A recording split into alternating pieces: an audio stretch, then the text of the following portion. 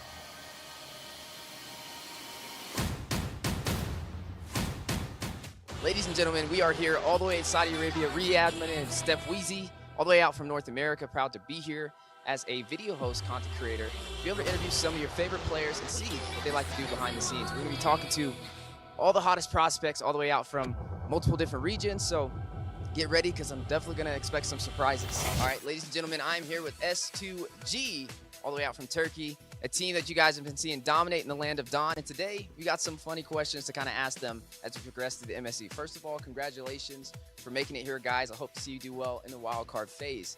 These questions are going to catch you off guard. They're not the normal type of questions you're used to hearing, but let's see what your answers are. If there was a zombie apocalypse and one player lasted on your team as the last one alive, who would it be? Bence net Kazı. Şili kalır. Kazı bilmiyorum. Ben Şi gidiyorum. Bence Şili kalır. Kanka bence ben olurdum. Kaçardım onu. Sen direkt ölüyordun. Mantıklı Şili'nin kalır. Tamam bir karar Ben bir ver. karar verdim. Tamam ben Şili'den yanım.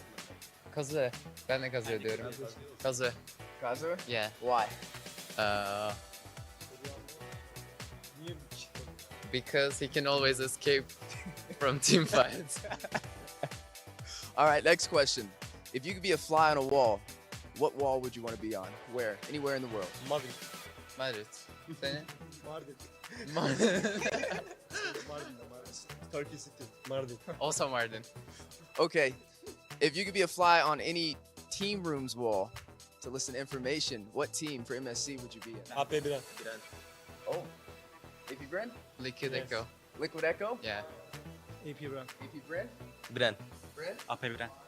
There you have it, ladies and gentlemen. S2G guys, good luck in the wild cards. Thank you so much for spending your time with us today. Ladies and gentlemen, I'm here with Entity 7, Fury to be specifically, and the whole team behind him. And I got a couple of questions I want to ask you. Number one, if your team had a theme song behind them, what would the song be?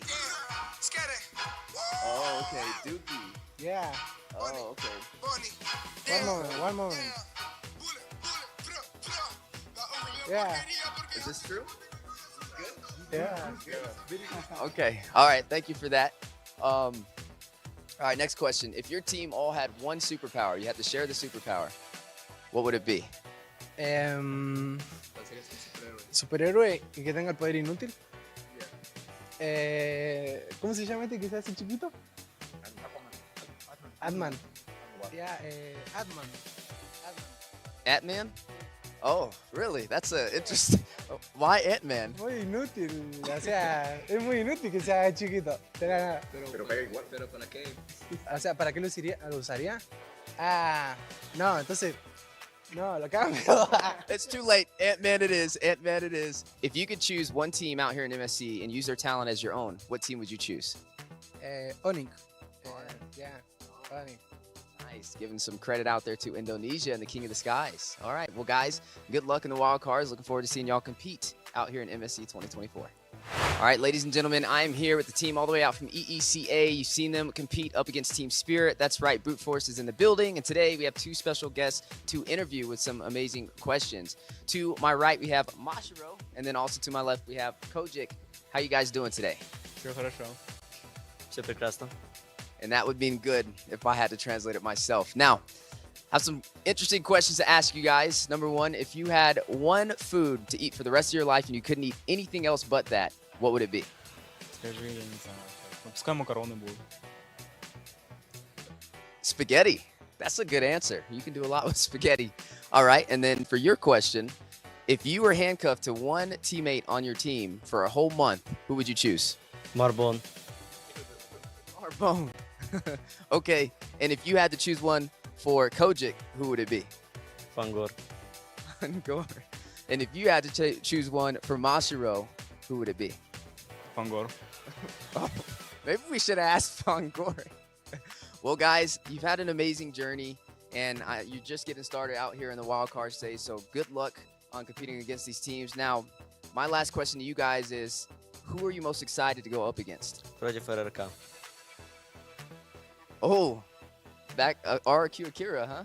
Okay, that'll be a good one too. So, guys, definitely stay tuned. They're ready than ever, Brute Force, to step up to the stage for that $3 million cash prize. All right, guys, we are here at MSC 2024, and today we have a special team. You've seen them compete in Mekong. That's right, Zeno is in the building. As you see them stacked out, a powerhouse team ready for the wild cards. And I got some spicy questions to go ahead and ask them. So we're going to go ahead and start those off. First off, welcome to Saudi Arabia. How do you guys feel about being a part of the wild card stage? Excited. Excited. Okay. Well, what team are you guys looking most forward to facing in the wild cards? In this group, In this group? for me, it's probably KBG. KBG? Yes. KBG? Everybody KBG? Okay. Awesome. Let's switch it up a little bit. If you guys had to pick one animal, and you could only use that animal's sounds to communicate in game, what would it be? For me, it would be a dog. Dog. You guys can't use the same answers. Well, wait, what's the question again? If you, yeah, you can only use that animal sound. A cat. Cat. Chicken. Chicken. Oh, that would be a fun one to see. All right. Me. There's a sheep.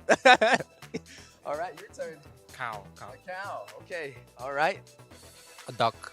Duck and Dolphin. a dolphin. All right, and then my last question, I'll lead this one to you. If you had one word to describe your team, what would it be? Playful. Playful. Well, there you have it, ladies and gentlemen. That is Zeno. You've seen him in Mekong, and now you're going to see them in the wild card stage. Guys, good luck on your journey. All right, ladies and gentlemen, we are here with T2K out here in MSC 2024. And today we got some amazing questions right before the wild card stage. Starting off with, how you guys doing today? Great. Great. You guys would describe your team in one word, what would it be? I feel like we're pretty strong. Strong. Okay. Learning. Learning. I like it. Describe. One word describe our team. Going strong. Strong. Okay. The dark horse. The dark horse. Ooh, that's a good one. You got Support team. support team? Okay. Team support. Okay. All right. Well, guys, out here in MSC 2024, there's a lot of teams that you're going to be going up against. Who are you most excited to face? Probably Zon and Udil Oh, okay. from Homeboys. Homeboys. You have a team? Homeboys. Homeboys. Okay. If you guys could switch to your talent with one team, any team here, and take it for your own, who would it be? Onyx. Onyx. I get that a lot. Everybody wants to take Onyx skill. Well, you guys may have the chance to face them. Okay, guys. Through MSC 2024, if you're able to make that first place and get that $1 million cash prize, what would you spend it on? Sports car. Sports car. Oh, okay. All right. Save it for future. Save it for the future. Smart man. Smart. Probably buy a house. Buy a house. I like it. Spend some and invest some. Spend some and invest some. I would support my family. Family man. I love it. Buy a house too. My house too. What about a team house? Hey, there you go. Well, guys, good luck in the wild cards. I look forward to seeing you guys compete in MSC 2024, and thank you so much for your time. We are back here at MSC 2024 with an amazing team all the way out from Mongolia, IHC, in the building. And right now, I have the full team here ready for some questions. Eisen to lead the way. How you guys feeling about competing in the wild cards? So excited. Excited? It sound excited. How have you guys been training? Have you been scrimming? Here? Yeah. We are not scrimmed yet. Like, we are just going to ranked. Yeah. Okay. Oh, rank games. How's that been in Saudi Arabia? Like, that's fine. But compared to Philippines, like, it's a little bit easy for us. What team are you looking most forward to facing in the wild cards? Homeboys. Homeboys. Oh, that'll be a good one. IHC versus Homeboys. The world has been asking for that match, and I can't wait to see it myself. What player, if there's one player on your team, would you say would be able to carry you guys through a game? Who would be the carry? Bibex. Vivex. Okay, if there's one player who fed through the game, who would it be? I don't. Which is play aggressive and play safe at the same time. Okay, I like that. Now, if you guys could trade your talent with one team, if you could take their skill and make it your own, any team out here in MSC 2024, who would it be? Onyx. Everybody says Onyx. Wow, that's a major surprise today. Well, guys, I'm excited to see y'all compete. If you guys do place first place for that $1 million cash prize, what would you spend the money on? To invest or saving. Oh, I would save the money. save the money. Smart. $1 million. I don't think. Save it. If you don't know, save it. That's what I would do. I would open my restaurant, Oh, a restaurant. What kind of restaurant? like with good food. So you're a cook. You cook? Nice. Okay, so if there was a chef on the team, I guess we know who that would be, huh? Okay, and what about you? If you had $1 million from winning this cash prize for MSC 2024 first place, what would you spend it on? For me, I'm not thinking about the money. I'm thinking about the we should win. We should win first. Yeah, like I'm thinking about win. Oh, I like it. His mind's in the right place. And last but not least, what would you spend your $1 million cash prize on? Maybe travel. Travel. Where would be the first place you'd go? Japan. Japan? Do you know like specifically where? No. Tokyo? Yeah. Oh, there we go. All right. Well, ladies and gentlemen, this is IHC. I appreciate you guys taking your time with us today. Good luck in the wild cards, and I can't wait to see you guys face off against hopefully Homeboys and see which way that goes. Ladies and gentlemen, I'm here with Keep Best Gaming all the way out from China, ready to dominate in the wild cards for MSC 2024. We got some spicy questions to ask them before they step into the land of dawn. Number one, how are you guys feeling about stepping into a wild card? How do you feel about being here in Saudi Arabia? For me, in Wildcard, just normal because this may second time Second time. in Wildcard. Oh, confident. Okay, if you guys had one word to describe your team, what would that be? Strong.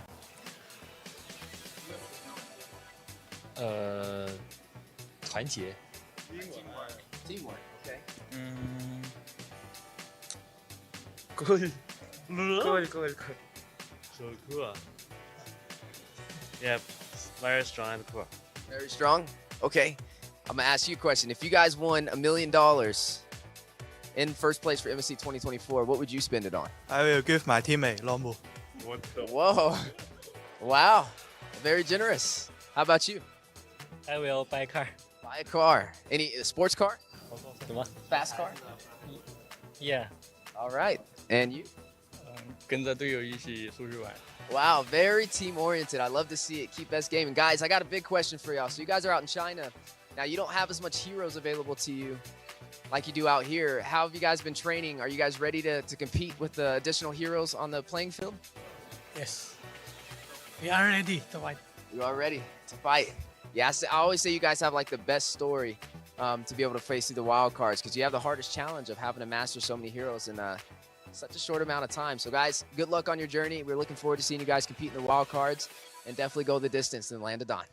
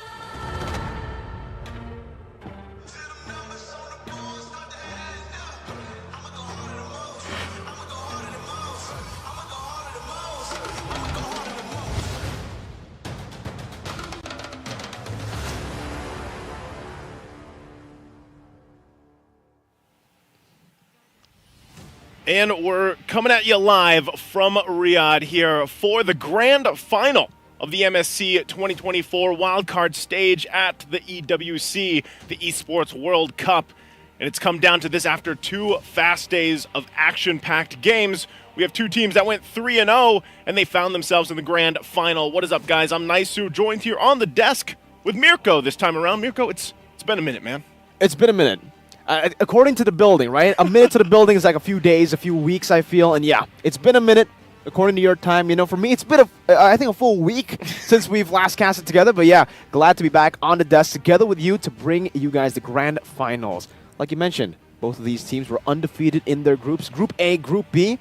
I would say, though, when it comes to the strength level of both these groups, we've had a fair share of, different comments, different opinions on Group A, Group B. It should be a little bit easier for Group A, should be a little bit harder, but I think even that was crushed, that expectation.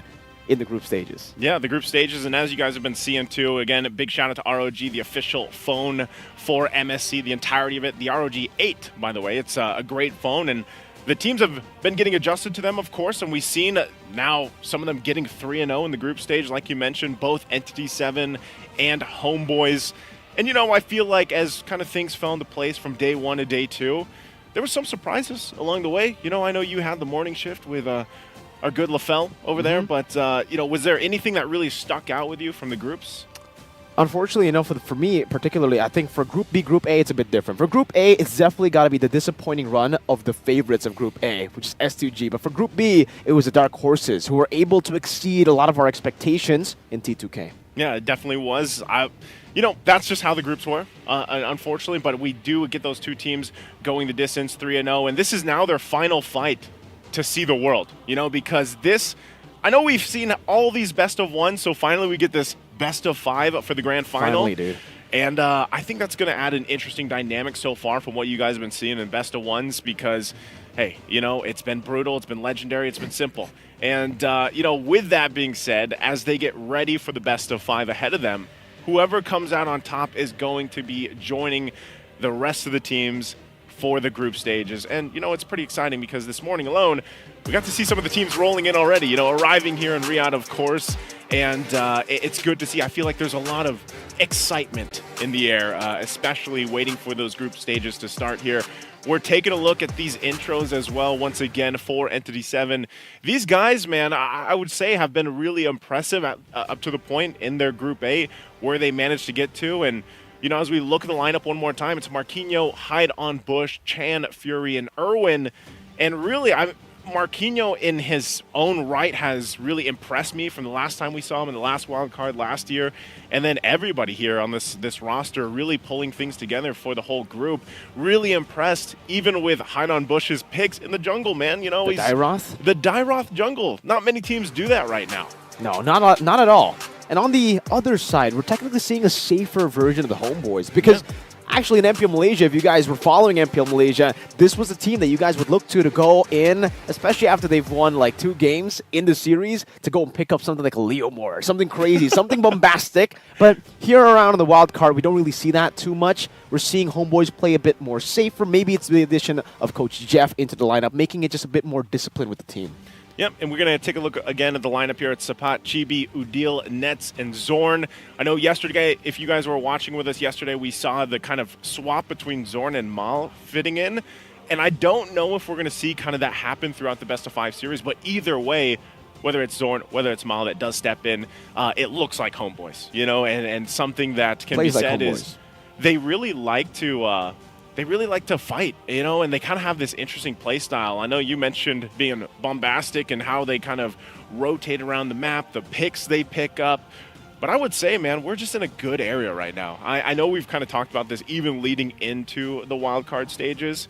It's refreshing to see some of the picks. I didn't even think we'd see a Zask. We saw him yesterday. A Zask, not only did we see a Zask, but we saw the Zask win, right? Because Bobby, he was able to pop off on that Zask, dealing 50,000 damage in what, like the 9th minute mark, I think it was. It was crazy, without even the Holy Crystal. So the fact that some of these changes have happened to the game, you know, obviously the Sky Piercer also getting nerfed. We have seen some changes, some new heroes as well. Well, a new hero that we'll be getting at very, very soon. But speaking of these two teams, right, for Homeboys, for Entity 7, Homeboys, they're more of an aggressive team that wants to take control in the early stage, and it's really all about getting these kills and winning out in the team fights. And I think for now, in the meta, that does fit the playstyle. I mean, it's the better playstyle to have, think so? I would say. Because when you go for the neutral objectives, yeah, it's cool and all. You have a very good advantage. Yeah. You go for an early game lead, you can get that, especially with XP, with the turtle control. But the Lord control is a bit tougher to do. You can't do those Lord dances anymore, you know, with the changes. You get a lot of damage placed on you, and teams like Homeboys, they actually utilize the Lord to punish you. You take the Lord first, go ahead, you know? Try it. Try taking that true damage after 10 seconds, bro.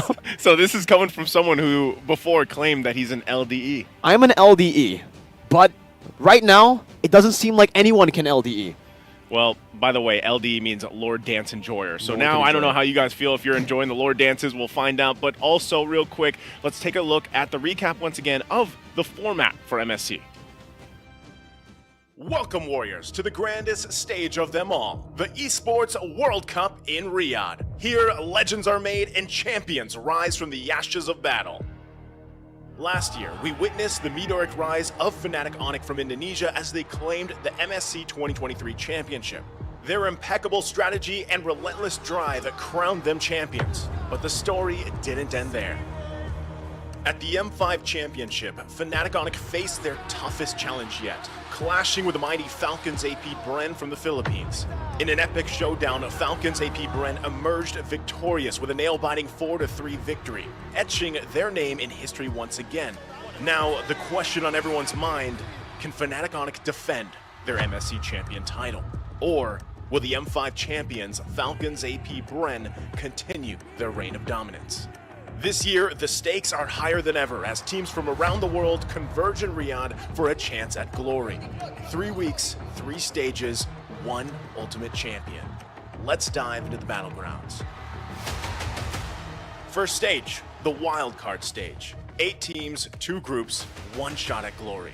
In this high-stakes round robin, every match is a best of 1, where victory and defeat hang by a thread. The top team from each group will face off in an epic best-of-5 decider match. The winner moves on, the loser goes home. Simple, brutal, legendary. Stage 2, the group stage. 16 teams, 4 groups, battle-hardened and ready for war. This is where champions are forged. Each team faces off in a series of 2 matches. It's a marathon, not a sprint, where every point counts. If a tie breaks out, a sudden death best of 1 will decide their fate. The top 2 teams of each group advance to the playoffs. Lastly, the knockout stage. 8 teams, single elimination, no second chances. The quarterfinals and semifinals are grueling best-of-5 matches, testing every ounce of skill and strategy. And the grand finale, a legendary best-of-7 showdown where only the strongest will claim the crown. As the dust settles and the final moments draw near, the stakes have never been higher. Teams from every corner of the globe will battle fiercely in Riyadh, each one driven by the dream of glory. Southeast Asia's dominance is challenged as teams from other regions rise, ready to upset the balance and seize glory for themselves. The stage is set. The Warriors are ready. Who will emerge victorious? Welcome to the Mid-Season Cup 2024 of Esports World Cup in Riyadh, where legends are born and history is made.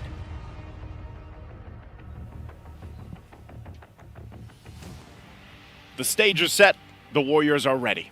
Who will be victorious? I don't know, you know? You sound a whole lot like that voiceover dude that did the format video, man. Yeah, you know, you've been hearing a lot of me, and I feel like we've been seeing a lot of someone that resembles you, man. Yeah, that reporter dude, right? The reporter guy. Probably, not Steph Weezy, but, you know. Yeah, Steph Weezy, reporter guy, you know. The reporter guy, I think he lost his luggage, actually. He did. That reporter dude. I hope he gets it back in time, of course, before the group stage, because that's what's at stake here. You know, for these 2 teams, of course, for Entity 7 and for Homeboys. And it comes down to really who's able to take this. I feel like the meta that's forming, I don't know if you guys can agree with this, you guys watching in the comment section, how you're feeling about the current meta, because we know that it could change also as well. We saw this last time, right? Because from Wildcards last time to the group stage last time when we had M5, they did have some changes. You can take a look at some of the changes we had with the recent patch update, and, you know, it's been interesting. Juicin', by the way, is not going to be available. Is that right? Say that again? Juicin'. Okay, can you? I think it's supposed to be Juicin'. Yeah. Juicin'? Close enough, man, right? But we do have the Zask as well. Can you pronounce Zask? Zask. There you go. You got it, man. So the attributes have been changed a bit there, but the new effect, I think the biggest change has got to be huge. The new effect on the Lord. When aggro, increase physical penetration by 10% per second, and it stacks up to 10 times. So that's 100%, man. That's 100%. That's true damage. Yeah, that hurts. That's why we were talking earlier about, you know, me being an LDE. I love seeing the Lord dances. I love seeing teams pull off crazy Lord dances, especially with, you know, these forced errors placed on the map with some slow pushes in the bottom side. But it's a bit different now. You're really going to have to try to commit onto it. You have to go for a pick-off, maybe a fight. And I think we did see Brute Force actually try to pull off something of the sorts. They were able to go with Fangor and the Hilda up against T2K. If you guys remember game number 1 or game number 2 yesterday, where they went in for the skirmish in the mid lane to distract them so that they can get the Lord.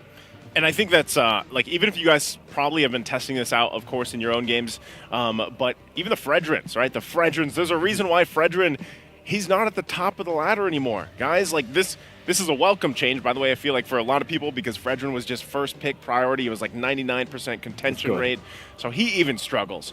But, you know, again, for everybody watching out there, the MSC preview event has now started in-game, so make sure you guys go ahead and join that until July 16. You can grab a 20% discount.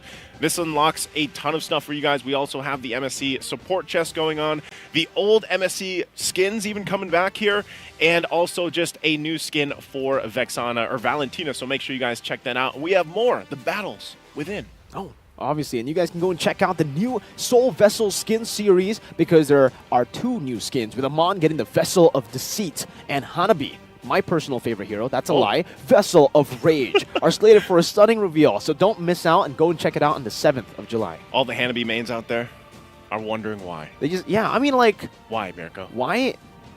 There's a reason we don't see this hero in the competitive stage. It's because it's too good. You see how I played with it? Expect the unexpected. Expect the unexpected. The hidden power level of Hanabi. Maybe with the new, you know, the new skin, maybe she does pop up. I feel like at this point, guys, honestly, when we get to the group stage and even the knockout stage for the mid-season cup here, I think we are going to be surprised at some of the picks coming out already. We already have been for the wildcard stage. Zosk. And yeah, and if you guys have been watching other, you know, MLBB competitions around the world leading into this, you know that it is a very different kind of environment that we're used to seeing. And so far from asking people their opinions on the current meta and everything, like, they're pretty happy about it. You know, this change was welcomed, I feel like. Yeah. Maybe for some of you guys out there, the tank mains, and I'm sure the people that had to deal with the Sky Piercer when it was first released weren't too happy. Although we could still probably bump up the cost of Sky Piercer. I'm just saying. I agree. 1,500 gold. I don't know about that. Yeah, we were talking about it like the whole time while we were casting, right, for Sky Piercer. How do we change this item? Because the 6%, they changed it down to 4%, and we did see the impact of that, right? You're not able to get those early kills as fast as you were able to before, but still, you know, the cost on that. Even the Hilda, as a roamer, that actually lost in the early game yesterday by Fangor when he played, again, brute force, up against T2K, he lost. He died first blood and was still able to pick up the Sky Piercer very, very early in the game, utilizing that to 1v1 Yahiko's lane a couple of times and forcing him out of these team fights. So, Sky Piercer, for sure, when these roamers can get that, especially the gold laners, they'll be able to farm and get it maybe in like the first 3-4 minutes, like especially the Roger. I think we've been seeing a lot of Roger work out in the jungle, and it's because of the Sky Piercer. Yeah. Not only the Sky Piercer, because we've seen different builds as well, like the War Axe on the Roger. Yep. And he's been able to fully utilize that too. I think it's just interesting, you know, because Sky Piercer is going to be an item of discussion for this whole mid-season cup, I really feel like, and even Roger. But we are going to be taking a very short break, about 2 minutes or so, before we get ready to head into this matchup. So sit tight. We'll be back after this.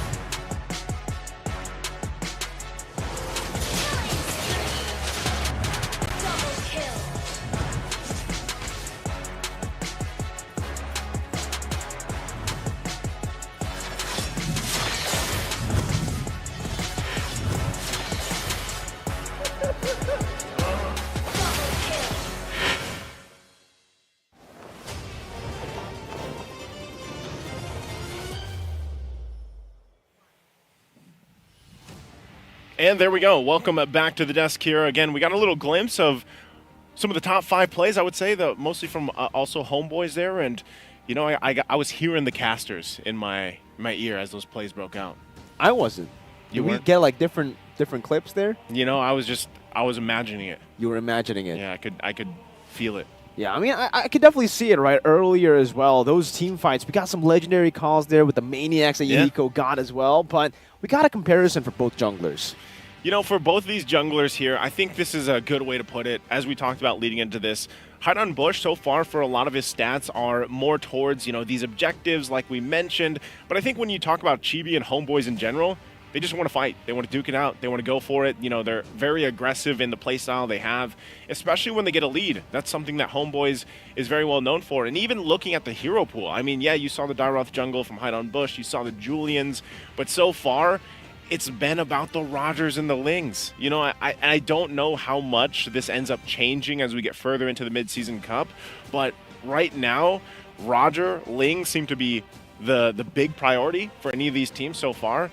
And so, you know, obviously when you get the snowball going on either of those heroes plus the Warcry emblem, that really helps the snowball potential. And that's why you also saw earlier, the average time for Homeboys was like, what, under 14 minutes, I think it was? 13 minutes compared to 19 minutes for E7. So already there, it's a little bit different. For E7, they really like to go with maybe... It's an early game composition, but in the gold lane, they play with the weak side gold laner that scales up to the later stage. Meanwhile, for Homeboys, it's been, let's fight. Let's fight. Let's find out. Hull. We are going to be taking a look at a video here to lead us into the draft. Let's see what our reporter has to say.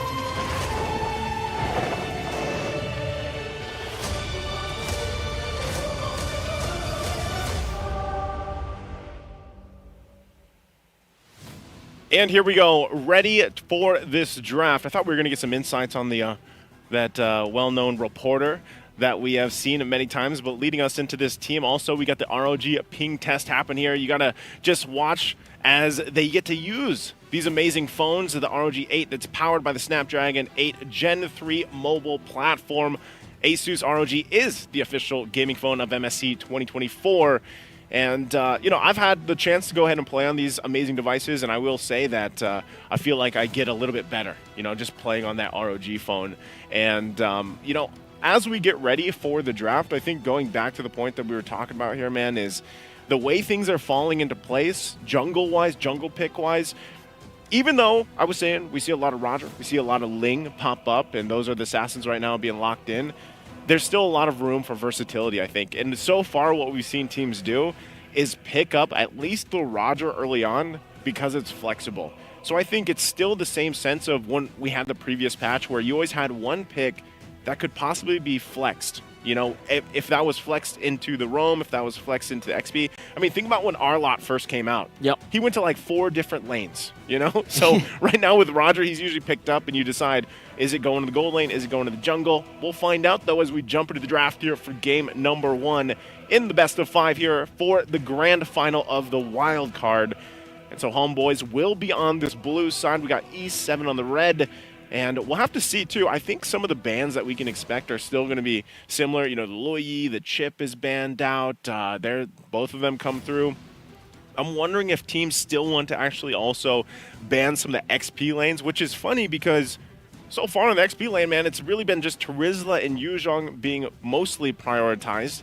Mozkov ban comes out, which even despite the nerf, if you will, from Mozkov, he's still quite devastating in a lot of these lineups. Yeah, it doesn't really feel like a nerf, right? Especially considering, you know, the win rate on this hero. I think it's still sitting at like an 80% win rate despite the changes. And What's surprising is I feel like for the damage, especially in the later stage of the game, once you have that power spike, it makes sense. You kind of expect that from a Moskov. But what you don't expect is for the Moskov to actually dominate in these lane matchups. I think it was day one where we got to see the Roger versus the Moskov a couple of times. I think it was S2G versus KBG, and then we had a couple other games with Fury as well on that Moskov. And the Moskov, for some reason, was always able to get the lane dominance there. So the fact that it's manned out away from E7, a team that was able to utilize it so many times in Group A to go and get that 3-0 standing, makes sense. The Harith, though, is also a really good ban from E7 towards Nets, but it's kind of different, this Harith. Yeah. While we're talking about, Moskov receiving some of the nerfs, Harith wasn't really, like, nerfed to the ground. Yeah, to the ground, yeah. It was just, like, a small little adjustment, but we're seeing Harith right now, at least in the wild card, standing at a 0% win rate. That's quite ridiculous, knowing that right before the patch, Harith was the most broken hero in the gold lane. But the Roger follows through as well. We have E7 banning out the Harith, the Chip, and the Roger. And it's a Valentina respect to Chan, someone who's been able to utilize that versatility on the Valentina to, I would say, just match up against whatever the opposing mid laner wants to offer. But that's going to be an Edith traded in for the first pick Claude for Homeboys. Yeah, I think, which is good. It's a good take from E7. They take the Edith. We know that Homeboys likes to play this. A lot of teams do, actually. And, we have this fun fact here for you guys as well. Chan has a 100% win rate as Luoyi in 4 games from the MPL Latam Season 1.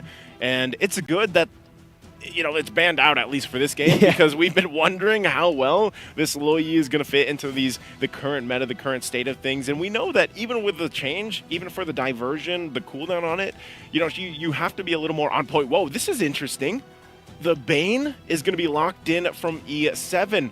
We got a glimpse at this before in the past, but now it's a Bane and an Edith locked in here for E7 on that swing back. So that Homeboys wanted the game plan of picking up the Claude, throw it in the gold lane. They saw that the Moskov was already banned. A lot of gold lane options that have popped up. So they've secured themselves the Claude. What else is Homeboys thinking here? Now that they've seen this, Vexana's going to come up. They still have the Minotaur open too. And they go the Ruby instead. Also, great choice here with a lot of CC potential. And really what you have to look out for from Homeboys with this combination is the knockup from the Eternal Guard with the amount of CC that Ruby brings to the table too. So that's something that E7 is going to want to keep in mind in dealing when they have to consider these skirmishes or team fights. It'll definitely be the disengage power as well for Homeboys, right? Because technically for E7, they want to be looking for these pickoffs and they want to really try to prolong the team fight.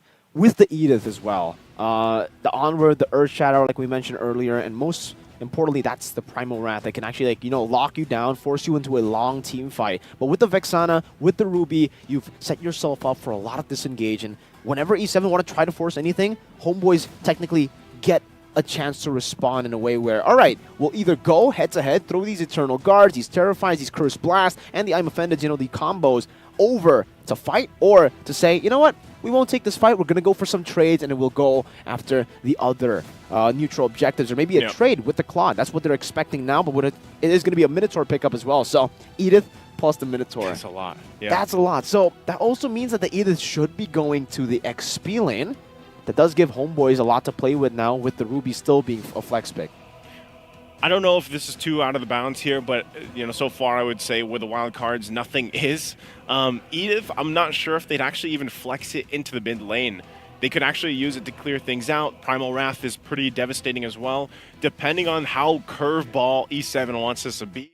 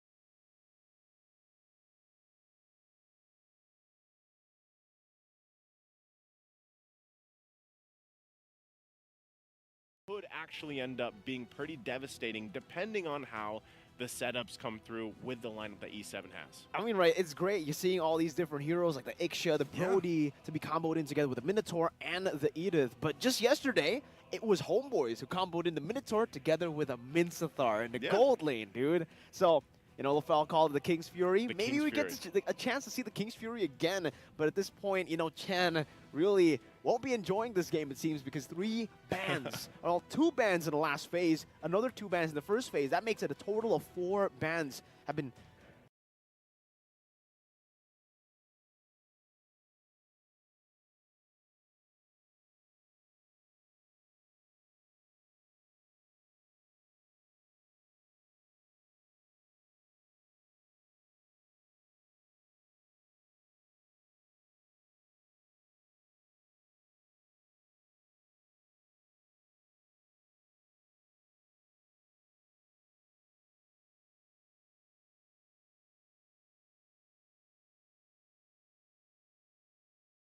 for Homeboys. The fact that for Chibi, Nolan has been the prio assassin for the longest time for Chibi, and we don't get to see that at all in the Wild Nolan Card. has been the prio assassin for the longest time for Chibi, and we don't get to see that at all in the Wild Card, at least for the group stages. Maybe now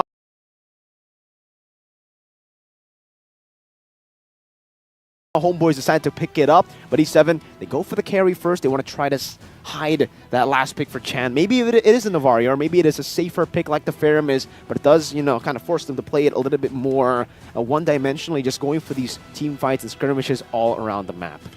I think it's, you also just play the fact that you have a Bane, right? For the most part, he can actually be pretty good when it comes to these objectives. And again, going on the stats that we saw, E7 likes to go for these turtles and these Lords. Yeah, that's going to be a Joy locked in so far for Homeboys and an Akai.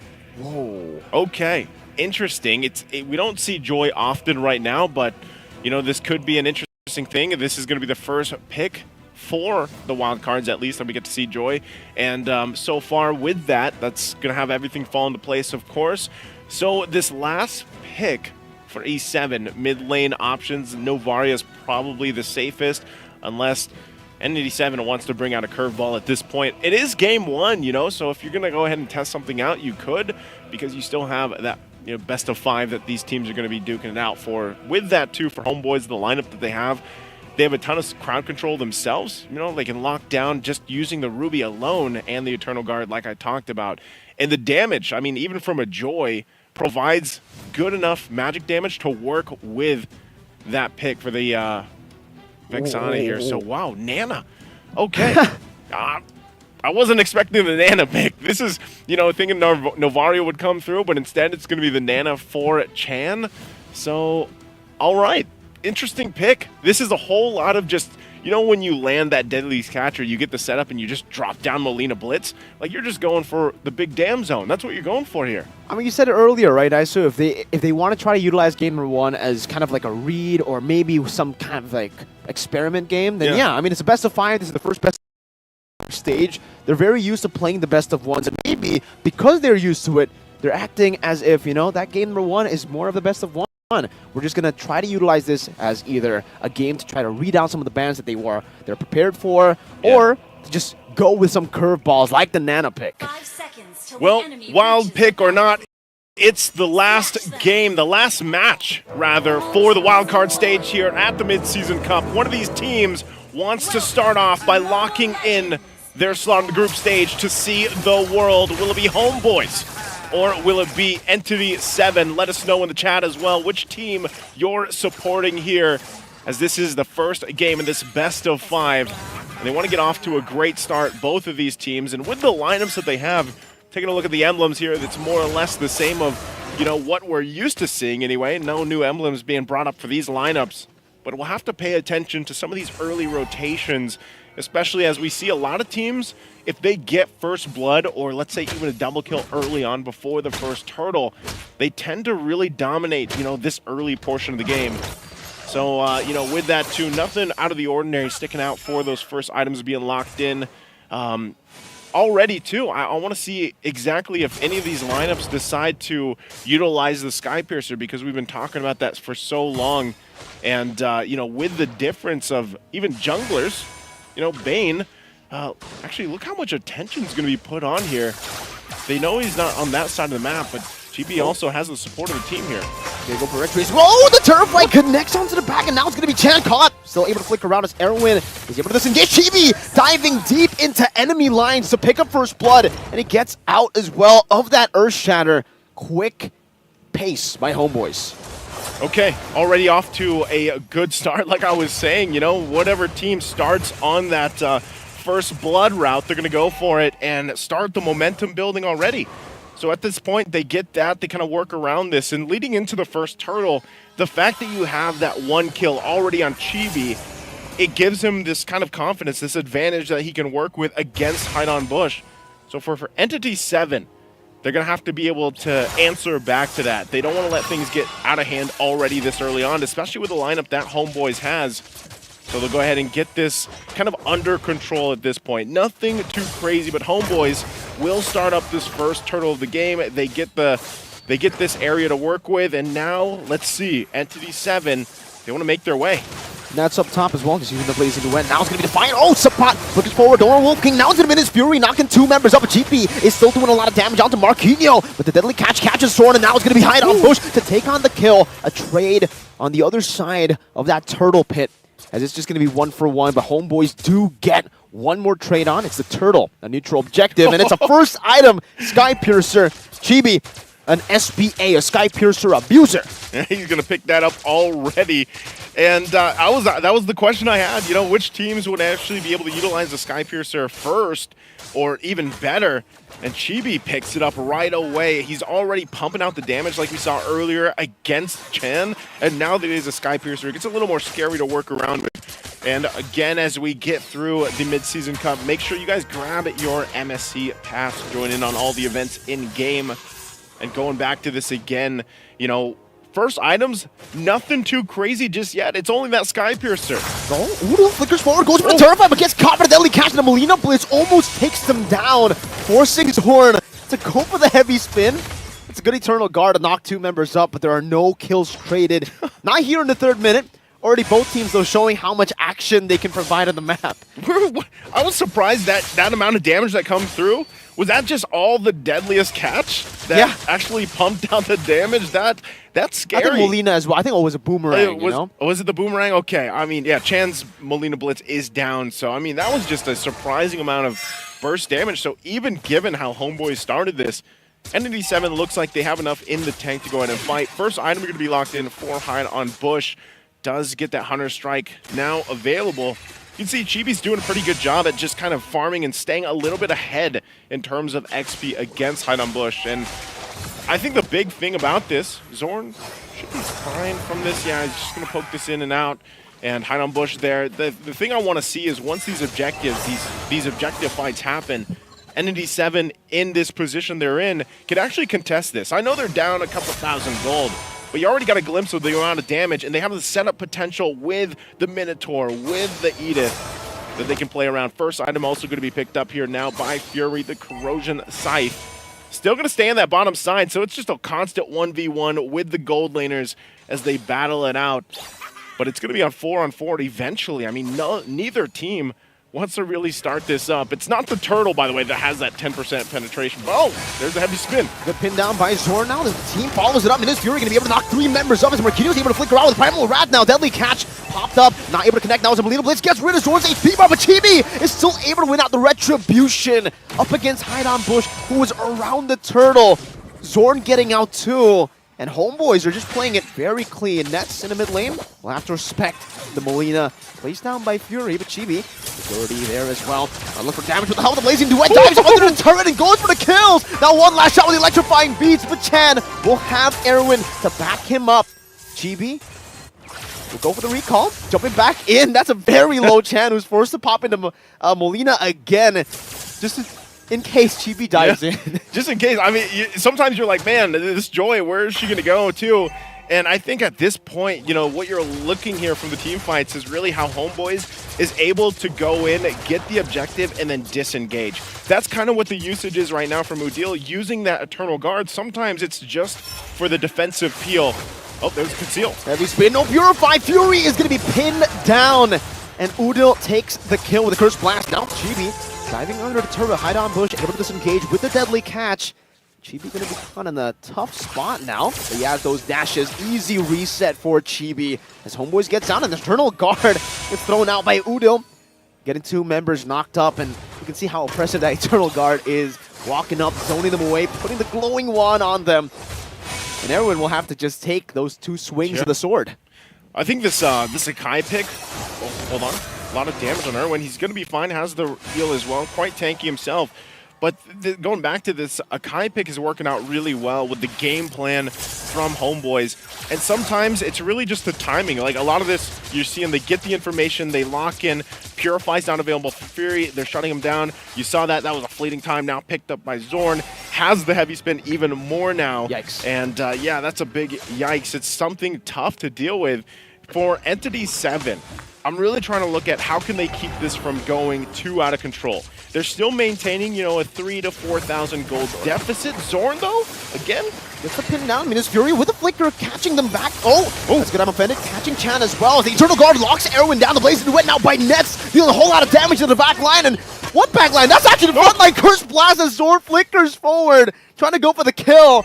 3 for 1. It's Subpot traded in. Marquinhos can't even get the Earth Shatter down as he gets terrified, and now he's forced to pop in a Primal Rat. Chibi will just collapse on him, and Zorn takes the kill away with the heavy spin.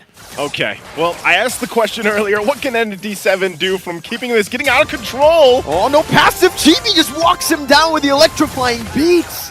9-2. It's a massive gold lead for Homeboys. My goodness, they got I don't know, they got to throw the drum set away or whatever Joy plays music on. Whatever the electrifying beats are, they need to get rid of them because Chibi has been just a destruction all by himself. You know what Trex would say? What? Punch her in the face. Yes, that's probably what Trex would say. You could do something like that. Right, look at this team fight in the replay. You see this, and then the Nets coming in. This is the nothing but Nets moments where he goes in at the right timing, pops the Blazing Duet, signature pick of his, comes up, cleans up, and then they add a little spice, a little sugar on top of it. They go in under the turret even, and now another fight. I'm offended into the Eternal Guard. Marquinhos can be pinned down before he can even do anything, and look at that, just with a few basic attacks he gets it. Only a blitz on 2 Nets. That's a good shutdown as hide on bush. Goes for some damage. Fury picks up the kill. Meanwhile, Chibi gets rid of Erwin around the other side. It's a gold lane in the next speed, traded in for an XP in a roam. So for Homeboys, I think they actually lost out on that trade. Yeah, this is actually good for Entity 7 to be able to actually get a couple kills that they needed. Also, Fury stayed alive here. He's got at least the Golden Staff now going with that Corrosion Scythe. Needs a little more time to catch up. I mean, he's 2,000 gold behind Nets. So where is Fury going to find that gold? And right now, the answer is in these team fights. You know, he's kind of forced to stay together because what happened earlier. Even if he has the Purify up, there's enough tools from Homeboys to just kind of still lock him down if he's trying to farm up by himself. So he kind of needs to constantly be aware of where he's going to be getting that gold to catch up here. He could be a saving grace for this lineup for Entity 7. Zorn just checking things out here. They might still force a fight. Homeboys loves to do this. Oh, I'm offended. Will not be able to connect on Erwin. So they got this information. Again, we're still 15 seconds away from this Lord to come up here. Entity 7, I wouldn't say they're in a good position to actually contest the first Lord, though. We got to remember, though, right? If we take a look at the game time, this is Homeboys' territory. This is the 13 minutes that they usually end their games in, the window for Homeboys, you could say. But for Entity 7, if you paid attention to the stats earlier in the head-to-head, they like to take the game a bit longer. And technically, I can see that skirmish being done by them. It's a deadly catch to disengage from the I'm Offended. Chibi just using electrifying beats. Oh, Marquinhos with an Earth Shatter Flicker. Trying to go for that catch. But back to the point, for Entity 7, they want to prolong the game. And their composition with the Nana, with the carry, and technically almost everyone in that team, you can go for the late game team fights, and they'll be very, very good for you. Well, their average game time was what, the 19-minute mark. So if they can bring this game number 1 to that point, it'd be better for them. But right now, as the Lord is just going to be easily secured by Homeboys, as has the Turtles previously, Entity 7 will find themselves on the defense. And as we get a glimpse at the items falling into place here, before that, Nets will be fine, it looks like. So, again, still time-wise, Entity 7 needing to catch up nearly across the board in every lane in terms of itemization, at least for Chan with a Lightning Truncheon, and then you have the wings there. You know, you have enough damage, actually, with a Molina Blitz to be a threat, especially if you're able to combo it with that Deadliest Catch. You can see there, though, he still needs to climb. Bro. Interestingly enough, look at the damage out. I thought he'd be able to do more, but he just hasn't been able to land enough. Molina Blitzes are just damage. Look at Udil, though. Yeah, look at Udil's damage, you know? So, again, a little more defensive picked up here. The Flask of the Oasis now for Irwin. They're going to have to defend against this. It is that first Lord. They do use the Deadly Catch to clear it out. They get a Flicker out, too, from Udil. So that, for now, is going to work out. But even Sapat not able to go in unless he pops this Flicker. But so far, it looks like Homeboys will just go ahead and get these turret shields down. And there goes the Eternal Guard. Yeah, just a little bit of damage now. Oh, onward, Earth Shatter catching Sapat, bringing him back under the turret. Minis Fury as well. Now Ness forced to use a Purify. As a two-man pin down, but Arrow's going to be able to flick around. And Marquinhos will be taken out by the electrifying beats of Chibi. Just the 2 XP laners traded here in the 12th minute of the game. That's a BOD, by the way, for Hide on Bush. I think this is better for Entity 7 if they can just hold it down. Again, they need I would honestly say 6 to 8 minutes. They'll be in a better position to go ahead and deal with Homeboys. But as you're seeing, Homeboys is actually pressing the situation. Electrifying beats again, Chen. Okay. Wasn't able to get that Molina. Wasn't able to take him out under the turret to punish him. And Homeboys just are still playing it slow now. It's still the question of, like, how do we deal with Chibi? He hasn't died yet. He does that time and time again. Goes in, electrifying beats, pops some damage. And, you know, part of it, too, is just dealing enough for then the follow-up to come through from Nets. Like we've seen so far, it's almost like choreography at this point from Homeboys. But Zorn also doing his thing. Yeah, doing his thing. He knows there's probably someone over here from Entity 7, so they'll go ahead and just really, for Homeboys, they can't really cap out on anything just yet. Oh, this is interesting, right? Okay. So this is what I was wondering also with Chibi. He does have the Genius Wand, and so I think it works brilliantly. Oh, Zorn. Heavy spin. The Earth Shatter going to dodge away from with the Battle Mirror image in the back line. Don't let go. Look at Chibi again with the electrifying beast and taking Chan down. Everybody melting, but he just gets deleted in the back. Marquinhos with the Primal Wrath and Fury. These basic attacks that are just so deceiving. That's the carry damage. You don't expect it, and then suddenly all of the hits. You get punched in the face. You get punched in the face. Chibi got punched in the face. That was a bit more brutal, to be fair. That wasn't like a punch. That was a kick. That was okay. That was a kick in the face. I don't, you know, Chibi, a head kick. Yeah, Chibi thought he was okay, and then he's like, "Oh wait, hold on. What happened? What happened?" And I was gonna go into the point where he has the Genius Wand, which actually works really well with Udil, and why they can follow up. But man, talk about just a clap back from Entity 7 in that last fight. So with that, I would say Entity 7 is able to get enough kind of confidence in even dancing off with this Lord. Because like we mentioned earlier, guys, the Lord gets pretty devastating. Even at this one, the second one of the game, Chibi can't just sit there and deal with it. He's going to have to also rely on these other members from Homeboys to take that front. And if you look at Entity 7, they have a lot more tanky options to hold that Lord, to hold that front side of the Lord if they have to. So for Homeboys, they might find themselves in a bit of a difficult situation where then they have to decide, do we split push? We have a Claude. He's online. Nets has done this time and time again, you know, and on this specific hero. So that's something that ND7 might want to watch out for. Conceal going to be used. Zorn, but not going to be able to find anything. So they go and just might go ahead and set up for this Lord. Yeah.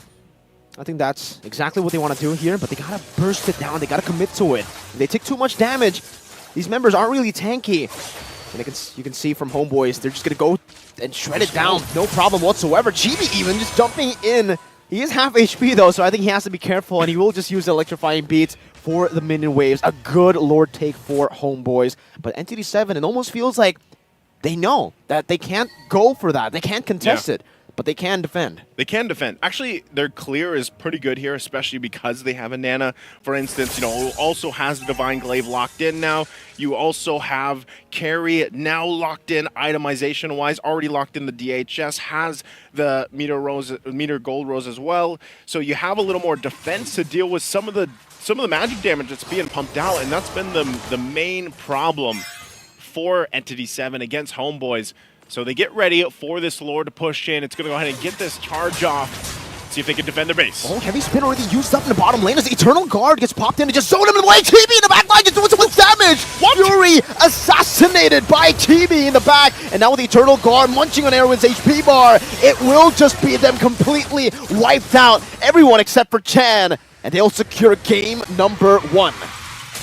My, oh my, on a second Lord. Homeboy said, yep, let's go. And they went, taking out just Fury, one of the main members we were talking about leading into that, to be online and to fight for that defense. Chibi knew the assignment, went for it, and got it. So that gives Homeboys that first step towards the direction of getting that spot in the group stage. Very strong game for them. Again, it took them a little bit longer than their average game time, but as we take a look at the highlights, you saw this joy, this first pick that we're seeing here in the midseason cup for the wildcard stage. It looks like it works out great. You just have to play around it, and then once you transition to mid to late game, you got to be a little more careful, going into the approach of some of these, but Chibi still played this very, very well. Moment. Yep, this is where he gets, he gets checked a little bit. Is this? Yeah, that was the damage from Marquinhos, by the way, with the Primal Wrath. So, again, he knew his job. He did it well. And the team follow up. Nets again, too. Nets on this Claude. They didn't have an answer for that, either. So just things really coming together for this game number 1 for Homeboys. Played their play style, played their composition really well. And I'm wondering how Entity 7 will adjust from this. We are going to take a quick break, though, before we get ready for game number 2. Sit tight. We'll be back.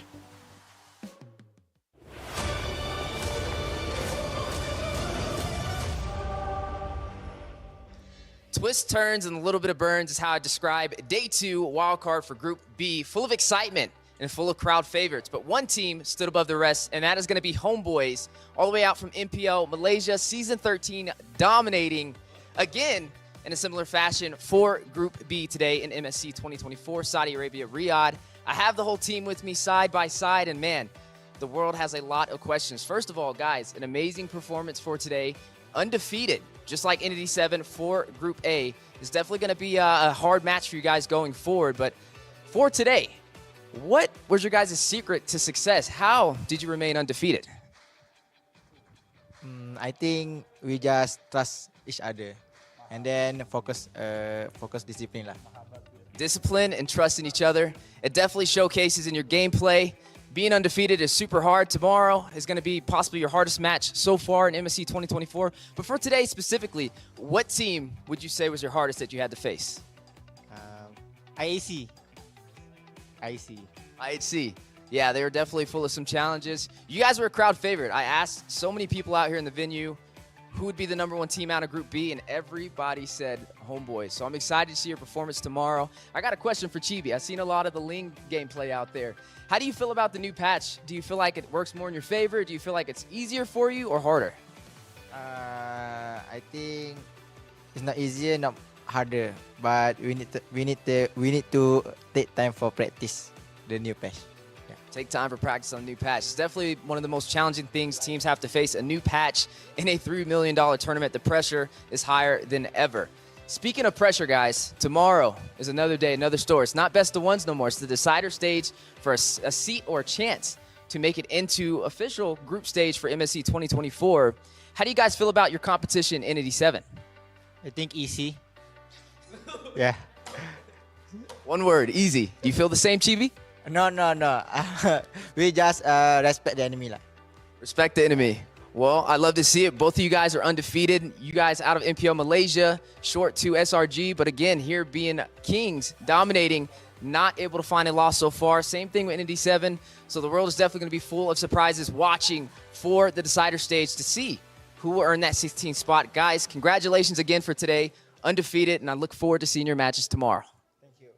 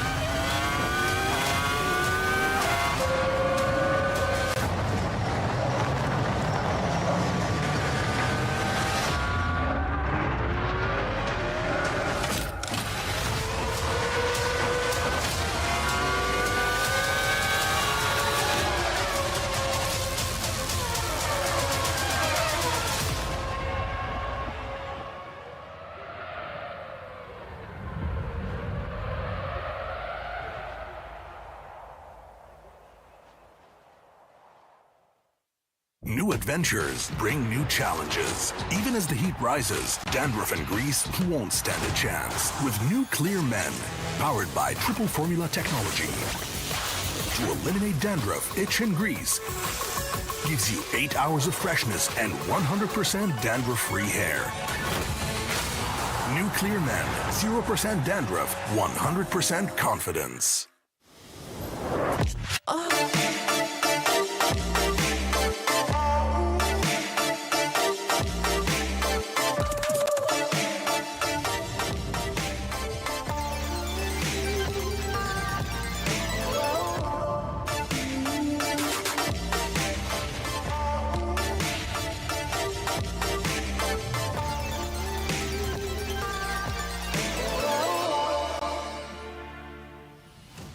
And we are back. Once again, welcome to the English Desk. If you're just joining us, I am Naisu, this is Mirko, and we are here for the grand final for the wildcard stage. It's day number 3, and it's Homeboys and Entity 7. Homeboys is now up 1-0 in this best of 5. And I could say, man, after watching that first game, that was pretty tough for Entity 7. I think they have to really fix a lot of things if they want to not get swept here in the series. Yeah. I think definitely one of the big things that you can take from game number 1 was the fact that Chan was just not comfortable on the Nana pick. Because it was already surprising to us that we see the Nana. Maybe it's a pocket pick. Maybe it's something that they want to experiment on. But if you take a look at the entire draft, that was what Homeboys were preparing for. Yeah. They wanted him to be on a pick that he's not comfortable on. Sure, the Nana could work. I think in that game particularly, they had a lot of combos that could work. But the thing is, Homeboys, they banned 4 mages. So Chan was on their hit list, at least all the way in the draft. So I think for Entity 7, easy adaptation will be pick the mage in the first phase. Pick the mage in the first phase, yeah. I think that could, I agree there.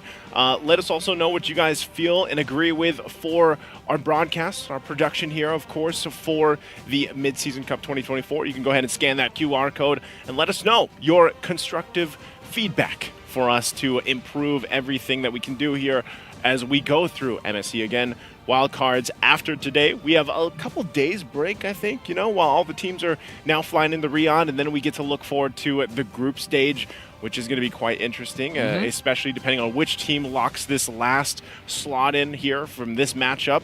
Homeboys is looking pretty good to be that team, though, and I think even when you kind of dissect the game number 1 that they had there, I don't know. I didn't see too many weak points other than it just looked like when they did get, you know, when Chibi got checked, it was more so if we have this lead that we can work with, we have this kind of lineup, we might as well keep putting pressure, because I think that's what the Joy did, man. The Joy was simply for the fact that you had, especially when the Genius Wand was locked in, we already saw how much damage Joy can do early on, but once you get those items locked in, you force yourself into the back of lines, and then you know, you just follow up. Udil, he was just topping damage because by then the magic resistance of Entity 7 was already whittled down, and you follow up with everything that you can with that Vexana. So now looking at this against GB on the Joy pick, that was the first one finally that we got to see Joy picked up here throughout the wild cards.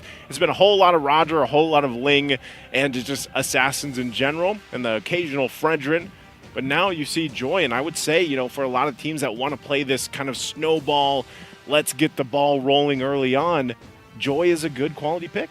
I wonder what he sold, by the way, to get that immortality, right? Because I was actually going to mention in the game that it is a very glass cannon build that he went for. But in this game, 16 minutes, so a bit longer than the average duration for Homeboy's victories. Usually it's 13 minutes and maybe like 14 max. But E7 were able to bring that out of Homeboys just through making the right decisions, I would say. Because even around the last Lord, I think it would be way riskier to go for the contest over that defense, right? Unfortunately, they weren't able to go and pull off the defense either, but I think they would have been able to had Chan gotten a better pick compared to the Nana in the early phase. So really got to give props to Homeboys here. They did their homework. A lot of people, I think in the group stages, especially in the wild card, I think have been underestimating all their opponents. So the fact that Homeboys are like, okay, you know, Group A, significantly weaker on paper compared to our group, but we still got to respect them, just like all the other teams here in the wild card. So they did their homework really well. They targeted Chan, and so far, when Chan doesn't get his pick, it doesn't seem like it's the same E7 that we saw from day one. Yeah, definitely. And like we had that fact when we were in the draft for game number 1, you know, he's been a monster on the Luyi pick, so I think that's probably a staple from Homeboys, at least for the draft. They're just going to ban out the Luoyi. See ya, Luoyi. Yeah, you gotta wonder what is going to be available for Chan, because we've seen him be a playmaker himself throughout Entity 7's run in their group, and now that they're at this point, they've got to be able to answer some of the pressure that Homeboys is putting. I think any team that goes against a team like Homeboys, and there's a lot of them in the groups waiting, I feel like, you have to really adjust early on, man, because for some reason, well, I know the reason, it's this patch. Things have changed, and you can't have these like slow starts anymore. You really can't. no. It's all just like fighting, clashing, and even when it comes to those Lord fights, it's the same thing. You know, if you fall so far behind, and right now it feels like even 4,000 gold deficit is tough for some teams to actually go and contest, like when it comes to the Lord. It feels like, especially when your team is able to get the Sky Piercer very early, that 4,000 gold lead. That first item, by the way, that first item for Chibi, the 4,000 gold lead feels more like a 10,000 gold lead before the patch hit. Because the Sky Piercer, I think we got, you know, visual on the stacks as well. I think at that point of the game when we did see Chibi get level 15 on the Joy, he had 30 stacks of that Sky Piercer. So already there at that point, he was executing people very, very easily everywhere around the map, and that's why he was able to just go in with the Immortality, with the Blood Wings. And man, you know, I was actually talking about the nerfs before when Joy got nerfed. You know, the anti-CC no longer there for the electrifying beats. I was like, all right, it's cool, Moonton, that you got rid of the electrifying beats anti-CC, because I think for all of us, we don't really like that. But damage, why did you nerf the damage too? And now after seeing this, okay, this is a nerf Joy, by the way. This is a Joy that can be stopped. And he was unstoppable in that game. It's still, in a way, it's like a glass cannon, right? But we'll see what adjustments happen here. We are going to be just heading into the draft here in just a bit. So let's go ahead and take a quick little trip to the draft. Okay. That's a quick little trip. That is the trip. For the first time, you know, your quick little trip was actually quick. Yeah, that was about a second or so. That was a second? No way. I mean, like, you usually say, you know, that's been a second, and that actually, it's like a day or an hour at least, bro. Well, you know what? That was less than 10 seconds on my time. I think that's like my time too. Maybe you've adapted to my time, to the human time building, man. I'm in the human time zone now, but look at this. Luoyi is actually going to be the staple ban from Homeboys, like we talked about. So that's not happening for Chan. Chan's gonna have to have a different idea, and I think that's how it's solved, Miracle. I think you hit the nail on the head. Just pick up that mage first phase if you're E7, because you get those 2 picks being on the red side.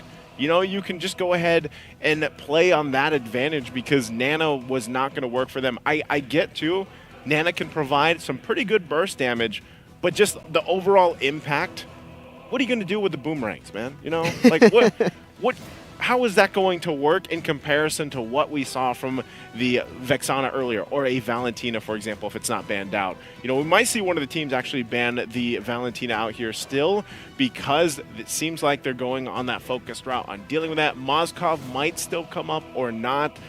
Gold lane so far, I feel like even if we look at the previous game, that gold lane matchup, there's the Mozkov ban. Dealing with Nets, you can't let him get the Claude, I feel like. This is probably one of his best picks, if not the best pick for Nets to play around with. Before, you know, this has been a minute.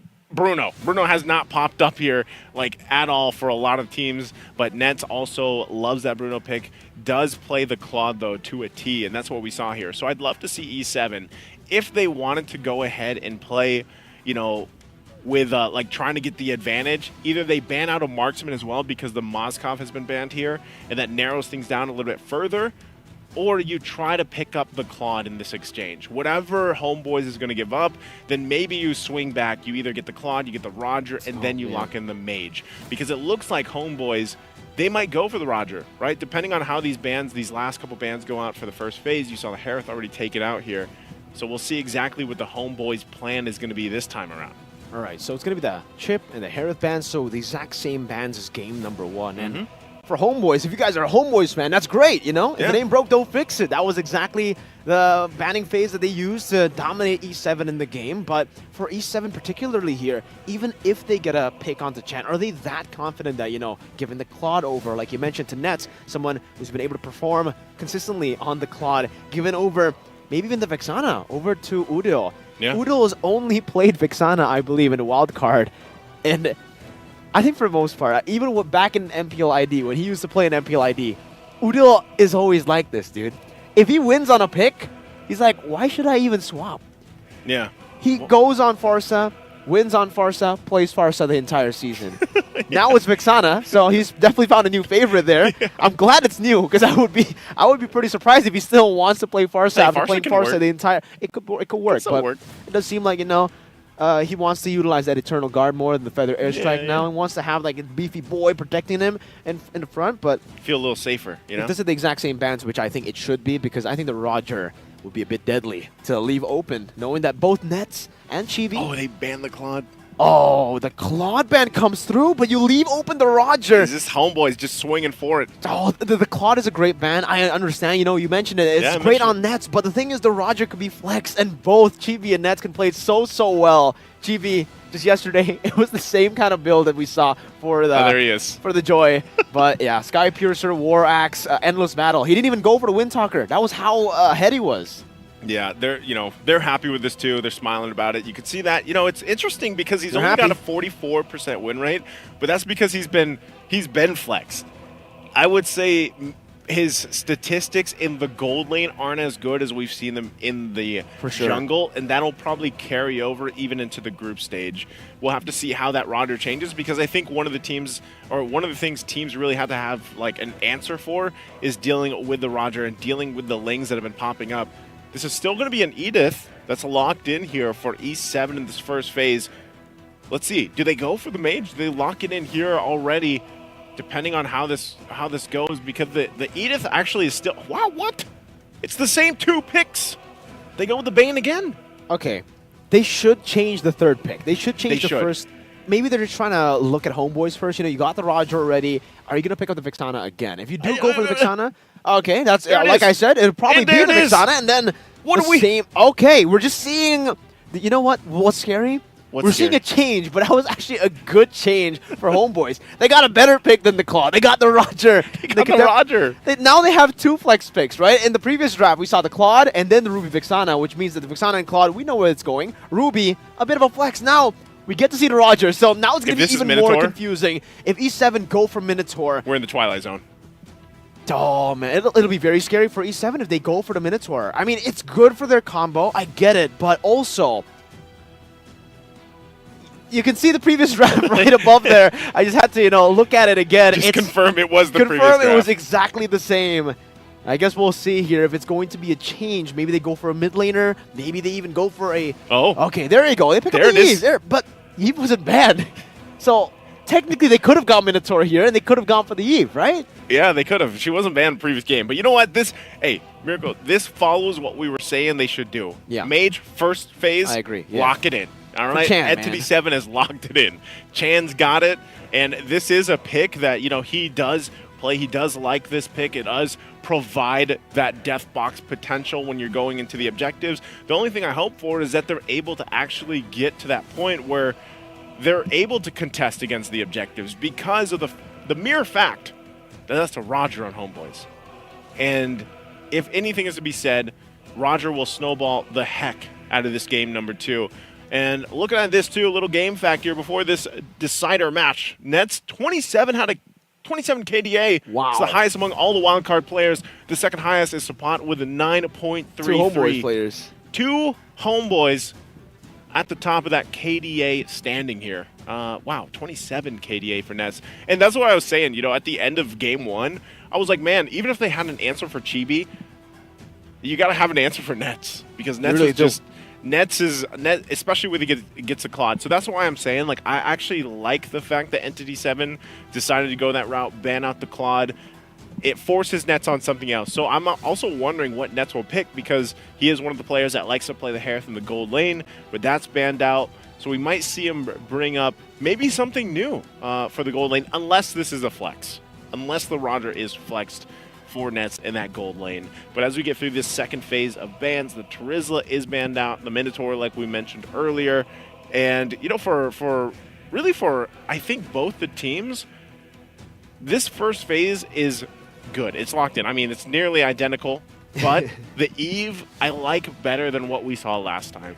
I think a lot of people still need to see the the value of Eve in the current meta. That's true. Because I feel like she could be quite devastating with some of the new items too. Great poke.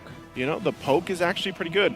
The glowing wand could actually provide a lot of value to this lineup going against Homeboys, if that happens to be one of the first few items that is picked up here by Chen. Because, you know, there's a Ruby over there, there's a Roger, and you kind of need to deal with it. The only thing I don't like about Eve, she's stationary. Yeah. Like, you are vulnerable in that sense once you set up. And that's exactly why they banned the Ling, right? Because the Ling would be able to take advantage of how stationary you are, of how you're technically immobile in these skirmishes. You can't be, you know, as flexible as a Valentina, as flexible even as a Lo Yi with the diversions. You can't find those angles, and you don't really have a way to self-peel. Because usually with the heroes like this, you have a way to CC your opponent, right? Even the Farsa, you get the immobilization with the passive. But now with the Grok and the Terizla banned out, they're really trying to stop E7 from bringing up these heroes that can actually lock these members down from Homeboys. Because I think for Homeboys, they want to play similarly to how they played or executed their game plan for game number 1. They want to attack from different angles. They want to utilize their mobility and to make E7 utilize their resources, and then Homeboys comes in. Again, it's like a layering type of gameplay for Homeboys, baiting out resources and then coming back again later. Yeah, we'll see if they do that. Also, as we wait for this next pick, I almost would like to see an Arlot picked up here. I think that could work out really well, kind of swooping them into either the deadliest catch or into the real world manipulation. Yeah, you know, it could work out, but Carmilla is going to be the answer for now. So that's the answer for E7. So this means the Carmilla, is this going, where's this going? Is this Rome? Rome Carmilla? Has to be Rome Carmilla, right? Technically, yeah, it should be Rome because Bane going to the jungle, Edith going Edith XP. Yep. All right. It is still very one-dimensional, though, Maisu, right? I mean, if we take a look at game number 1, the main reason, you know, E7 weren't really able to look for anything else except for team fights was this composition, and that's why Homeboys were able to get an overwhelming lead at the start of the game. They utilized their pickoffs, they utilized their mobility, and now we get to see Nets on the carry, so it'll be confirmed the Roger will be going into the jungle. That's the higher win rate of the two jungle/goal lane Rogers that we've seen. And now the last pick for Zorn, or perhaps for Sipot, it's going to be the Mathilda. So Mathilda for Zorn.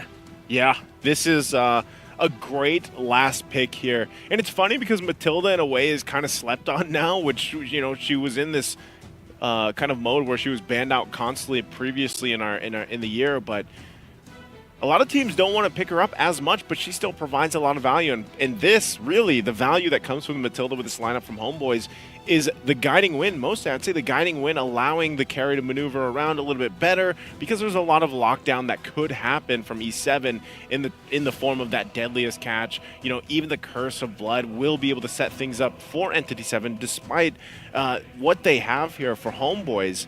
I think you need that mobility, because you already have it. Roger has enough mobility himself. You know, and you can play around that. Yeah. You have Eternal Guard to disengage for yourself, so this is really for that carry pick. And here's the Clint that comes through for E7.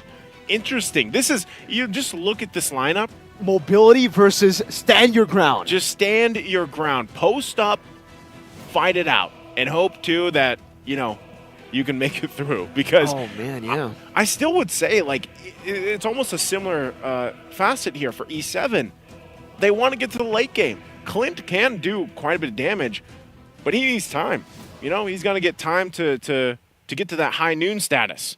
He's not just firing off early on, you know, and Carry does too, but the whole point of this is, again, Roger is across from you. So, you know, we saw a glimpse of Bane's damage in the previous game. Hopefully they can have even a better time, because he lost a lot of his purple buffs. If you guys lost if you didn't see the breakdown there of buffs, they need to lock that down for him. So, we got the lineups here locked in for both teams, Homeboys and E7. It's about same, but a little bit of diff. Let's head into this game number 2 and find out if Entity 7 can bring this series in the best of 5 to a 1-for-1 as both teams get closer to locking things in for the group stage. And also looking at this, there's a whole lot of quantum charge for Entity 7. Focusing mark, though, too, for Irwin. Look at this already, the pressure from Zorn. I don't think they're going to be able to catch him at all. Take a couple hits, going to be fine. All right, Warcry, by the way, for Chibi. But this matchup in the gold lane, it should favor Fury by quite a bit. Marquinhos already with the rotation very early on as well. That would explain why he went for the lane cut very, very early. Udil, though, still with this Vixana. Chibi getting brought back. Erwin is going to be taken out now under the turret like it pounds. And Chibi, he didn't even follow through under the turret. He gets out. Warcry. Warcry plus, obviously, man, the like and pounce interaction. Sometimes you follow. Yeah. Sometimes you just deal the damage. Sometimes you just, somehow you follow him and you're still in the jungle, you know? It works for them. It works right there, and this is exactly what we were talking about in the draft, guys. You know, when you get this Roger locked in and somehow, some way you're able to get the lead, which most teams play around this. If you are going to draft the Roger, you look for that play potential early on, and that's exactly what Homeboys did. Good response here from Hide on Bush. Whoa. An interesting dive into the deadly catch. He goes Zorn, though, provided the guiding wind as the turret fight connects onto the back line with the Curse Blast as well. Hide on Bush, unable to go for the kills. And Chibi, you can see him. He's smelling blood in the water. The Hide on Bush will be able to escape. Under the turret he goes. Sabat canceling the recall. Marquinhos with the onward. Now with the Earth Shatter, connecting his one for the turret fight. And the Curse Blast gets rid of him. Rivera, he can even go for the trade. Chibi gonna be locked down. Like and pounce there. Together with Chan, picking up that damage and the kill. Now the turtle free for Hide on Bush. He doesn't have the retribution though. And Eternal Guard is already dealing damage. It's gonna be Chan who secures it as the real world revelation locks them down. And Chan secures the double kill. Zorn trying to run away, will be able to do so as he also used the Purify in that skirmish. And that's what we're talking about from Chan. Locks in this Eve pick, first phase, and is going to be the Instant start impact. here. Yes, the huge impact, the difference of the impact here already in comparison to the Nana pick in game number 1. That's what Entity 7 needs. So now that he has these 2 kills, he's going to be locking in that first item a lot sooner, and which will, again, they play around the real-world manipulation. So able to punish Homeboys. You know, Homeboys going for that play, and they were off timing a little bit. They weren't able to get Chibi there when they tried to follow up through that setup. So it was unfortunate for them because then they just ended up overstaying on that side, taking a lot of damage. Entity 7 punishes them and makes a great play. So they'll be able to keep things together. A good item already picked up here for Fury. Gets that Blade of Hepsises locked in. So the Clint, I think one thing you really need to pay attention to is where is that power spike for this lineup from Entity 7. It's already showing that they have a lot of fighting potential early on. You know, and meanwhile, too, Hide on Bush with the deadliest catch, all he has is a Fury Hammer. And he actually does provide quite a bit of damage if they're able to catch them in that real-world manipulation. And now he does lock in the Hunter Strike. So this is already good for Entity 7, much better than the previous game. You know, gold-wise, it's pretty much the same. It's pretty much balanced between both teams. But Entity 7 is really able to keep these early skirmishes. Chibi brought? Okay. Curse the blood A good little fake out there. I feel like that was more of, could something happen here? If not, then they at least got the Curse of Blood out.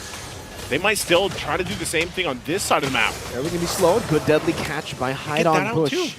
They get 2 big resources. Like you said, man, I think Entity 7 might have to give away this turtle. Yeah, they might have to just go ahead and get that orange buff. But it looks like Homeboy's not going to actually fully start it up because they still need Chibi to get his purple. Eternal Guard will be dropped down, but they're just going to kind of deal with this zoning potential right now. Erwin doesn't have the Curse of Blood yet, neither does Hide on Bush have that deadliest catch. So they'll try to play around these timings, waiting for those cooldowns to come up. Oh, Marquinhos with the Earth Shatter and the Flicker combo connecting on the Chibi with Onward, not connecting with the Primal Rat, does enough damage with that. The catch as well. Chibi's like and pounce now caught in the real world manipulation as Hide on Bush gets rid of him. The Curse of Blood on the 2 right into the combo of Hide on Bush. Earth Shatter knocking Udil up, doing some damage. Chan with the Flicker forward, but Udil will respond to that with his own Flicker. Both teams now for Chibi, he was not able to get anything. It's going to be E7. Straight into the tier 1 in the mid lane, taking it away. And this is a good lead for E7. This is a great lead. I mean, they're up now 2,000 gold against Homeboys, really showing that they control this phase of the game. And meanwhile, this whole time, Fury, the gold lane experience, just chilling in that gold lane, farming up, getting everything that he needs. Does get that turret down now, tier 1 down in the bottom side. So he's going to go ahead and get to rotate and continue to farm up here because so far he doesn't need to be in these fights, man. Like he's doing his thing, his own time, And Entity 7 is able to just again post up and fight it out. Look at the XP difference this time around, and this answers the question on why the Bane again in the first phase with that Edith. And there's your answer. Really being able to farm up this time around for Hideout and Bush. Hasn't died yet. And really when you look at it, one of the answers to deal with Roger here might be real-world manipulation. You trap him in. You lock him down. The Curse of Blood. There's a lot of these abilities that are working really well against how much mobility Roger has here. And now hopefully they can maintain that, but you see this too, the War Axe is going to be that first item locked in, so it looks like even for Chibi, you know, he wants to be a little bit more cautious and not just going all in on that first Skypiercer build path we sometimes see from the Rogers here in the jungle. So with that right now, Homeboy is going to find themselves working against a minor deficit. And Entity 7, as they get ready for that third turtle, they've already got 2 in their pocket. They can possibly just go ahead and lock all 3 in. And as you see them getting in position here, Turtle's now going to spawn up. Turtle Guard already going to be dropped down. Marquinhos with the onward onto Sapat with Earthshatter connecting as well. Sapat is unable to go for the escape. Chibi going to be locked down by the real world Malaysian as well. Chibi with Lycan Power, but gets caught by the Primal Wrath of Marquinhos. 3 members of Homeboys taken down, and Entity 7. They collapsed, they got the win. Homeboys can only go for a trade up top. Entity 7 right now is in full control of this portion of the game. Look at the damage on Zorn. You know, Fury, we were wondering, when would that damage start to show? When would that power spike come through? And I think it's already here, and that is going to make it even more difficult to move around with. That's the Ice Queen wand picked up by Chan. Great initiation that came out through here. Primal Wrath to pick up the kill from Sapat, and then they punish Chibi even further, as he was just trying to get his orange buff. So it looks like Entity 7, man, they really had this game plan to get revenge here at Marquinhos. I'm offended into the knockup of the circling eagle into the damage, and Marquinhos still able to survive with the Primal Rat, now dealing some damage back. Nets will be able to take the kill down. Now with the flicker with the Curse of Blood connects on the 3 members, and they can look at the deadly catch. Now with Fury dealing the damage with the grenade bombardment. Entity 7, they respond to that play, and they capitalize on it. It's only the XP traded in for 2 big members from the side of Homeboys. Chibi walking up again, hide on push. Oh, the bounce of the crab cannon. Did you see Udo's HP? Those crabs hurt, man. Yikes. That crab cannon is loaded.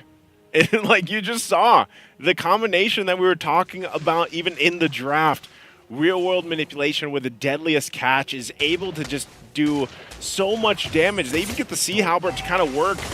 Oh, the stun down into the grenade bombardment. He can only go for Lycan Pounce, but then Chan and Fury continue the damage output to take him down under the turret. Zorn's looking for a trade with a circling eagle. Marquinhos pops into Primal Wrath just in time, and he soaks in all that damage. No problem. Now the Sharks running them down. The Crab Cannon nets. Oh, the bounce as Fury takes a turret for free up top, buys the Skypiercer as well. 9 minutes in, and this is an even bigger goal lead that Homeboys had in Game 1. Yeah, this is Entity 7 from what we saw through their groups, going the distance, 3-0 in all their games, sweeping their group, going against the same for Homeboys as they swept their group. But man, it looks like just Entity 7 very strong in this game number 2.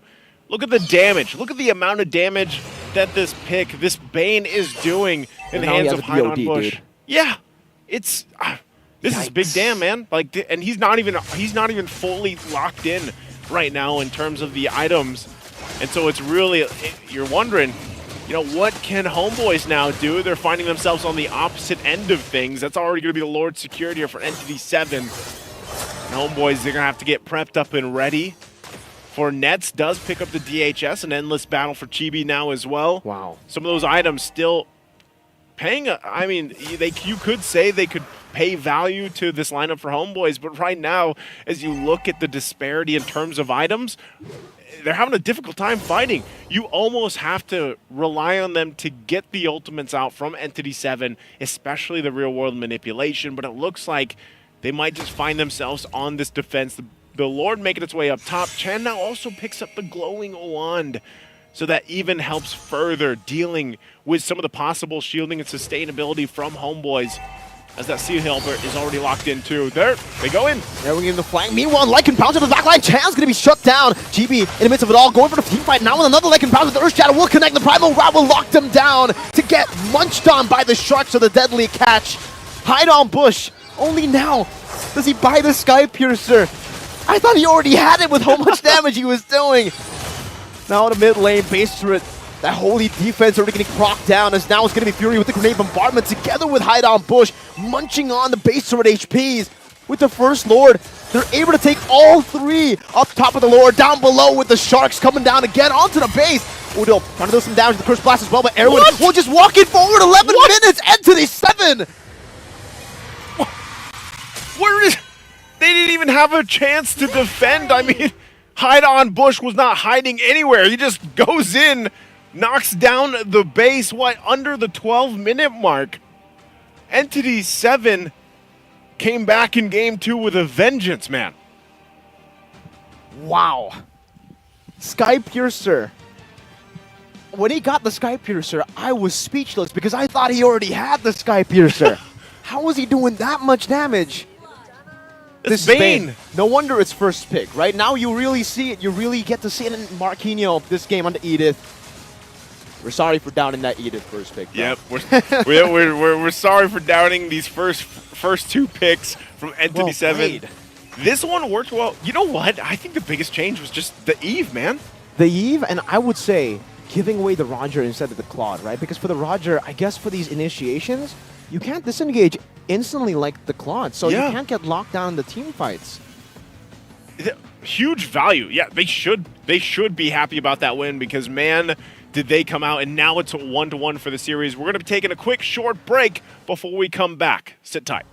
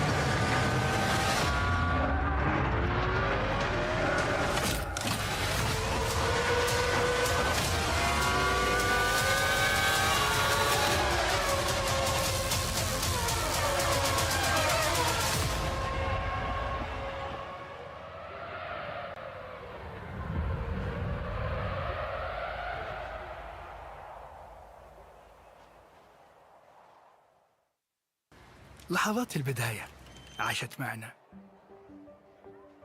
كنا نحسبها وقت للتسلية بس. نحسبها بس ذكريات. عبود أعطي أختك اليد يا ولد. ابتكرنا فيها ابتكارات، وإذا بغينا قلبناها خرافات. كنا نحسبها بس لمة وصحبة وسهرات. انتبه نو ترى نو. لكن كنا نشوف عالم ما حد يشوفه. ليت يشغل وقته بشيء يفيده. الله عليك على اليد صوت. عالم كبر وعاش فينا. عالم الحماس فيه يوصلك كل مرة لحلم أصعب، بس ما يصعب عليك. بارد معك وين ما تروح. And welcome back, ladies and gentlemen, on the English desk here. We're now almost halfway, I would say halfway, depending on how things go, through this grand final against Entity 7 and Homeboys. They're looking to lock in that slot, the last one for the group stages here for the Mid-Season Cup 2024. And it's 1-1. It's even now across the board. And I think for all the people that were thinking it'd be a sweep, that's not happening. Entity 7 with their now, I would say, very key pickups, the Edith, the Bane, ended up playing a part in that game number 2, and they did it in a decisive fashion. It was under the 12-minute mark. So, you know, before we talk more, go ahead and scan that QR code for us. Let us know your feedback for the broadcast here as we go through the MSC 2024. We appreciate it, and we do see your guys' feedback. So thank you guys so much. Now, again, for this matchup, as it's 1-1, one thing's for sure. Roger Jungle was at 100% win rate before this. It's not anymore. He has been... At least he's felt the loss. And we saw the struggle, man. Like, this Roger pick did not work as well as we've seen it in the past. Definitely not. What was the answer here, Mirko?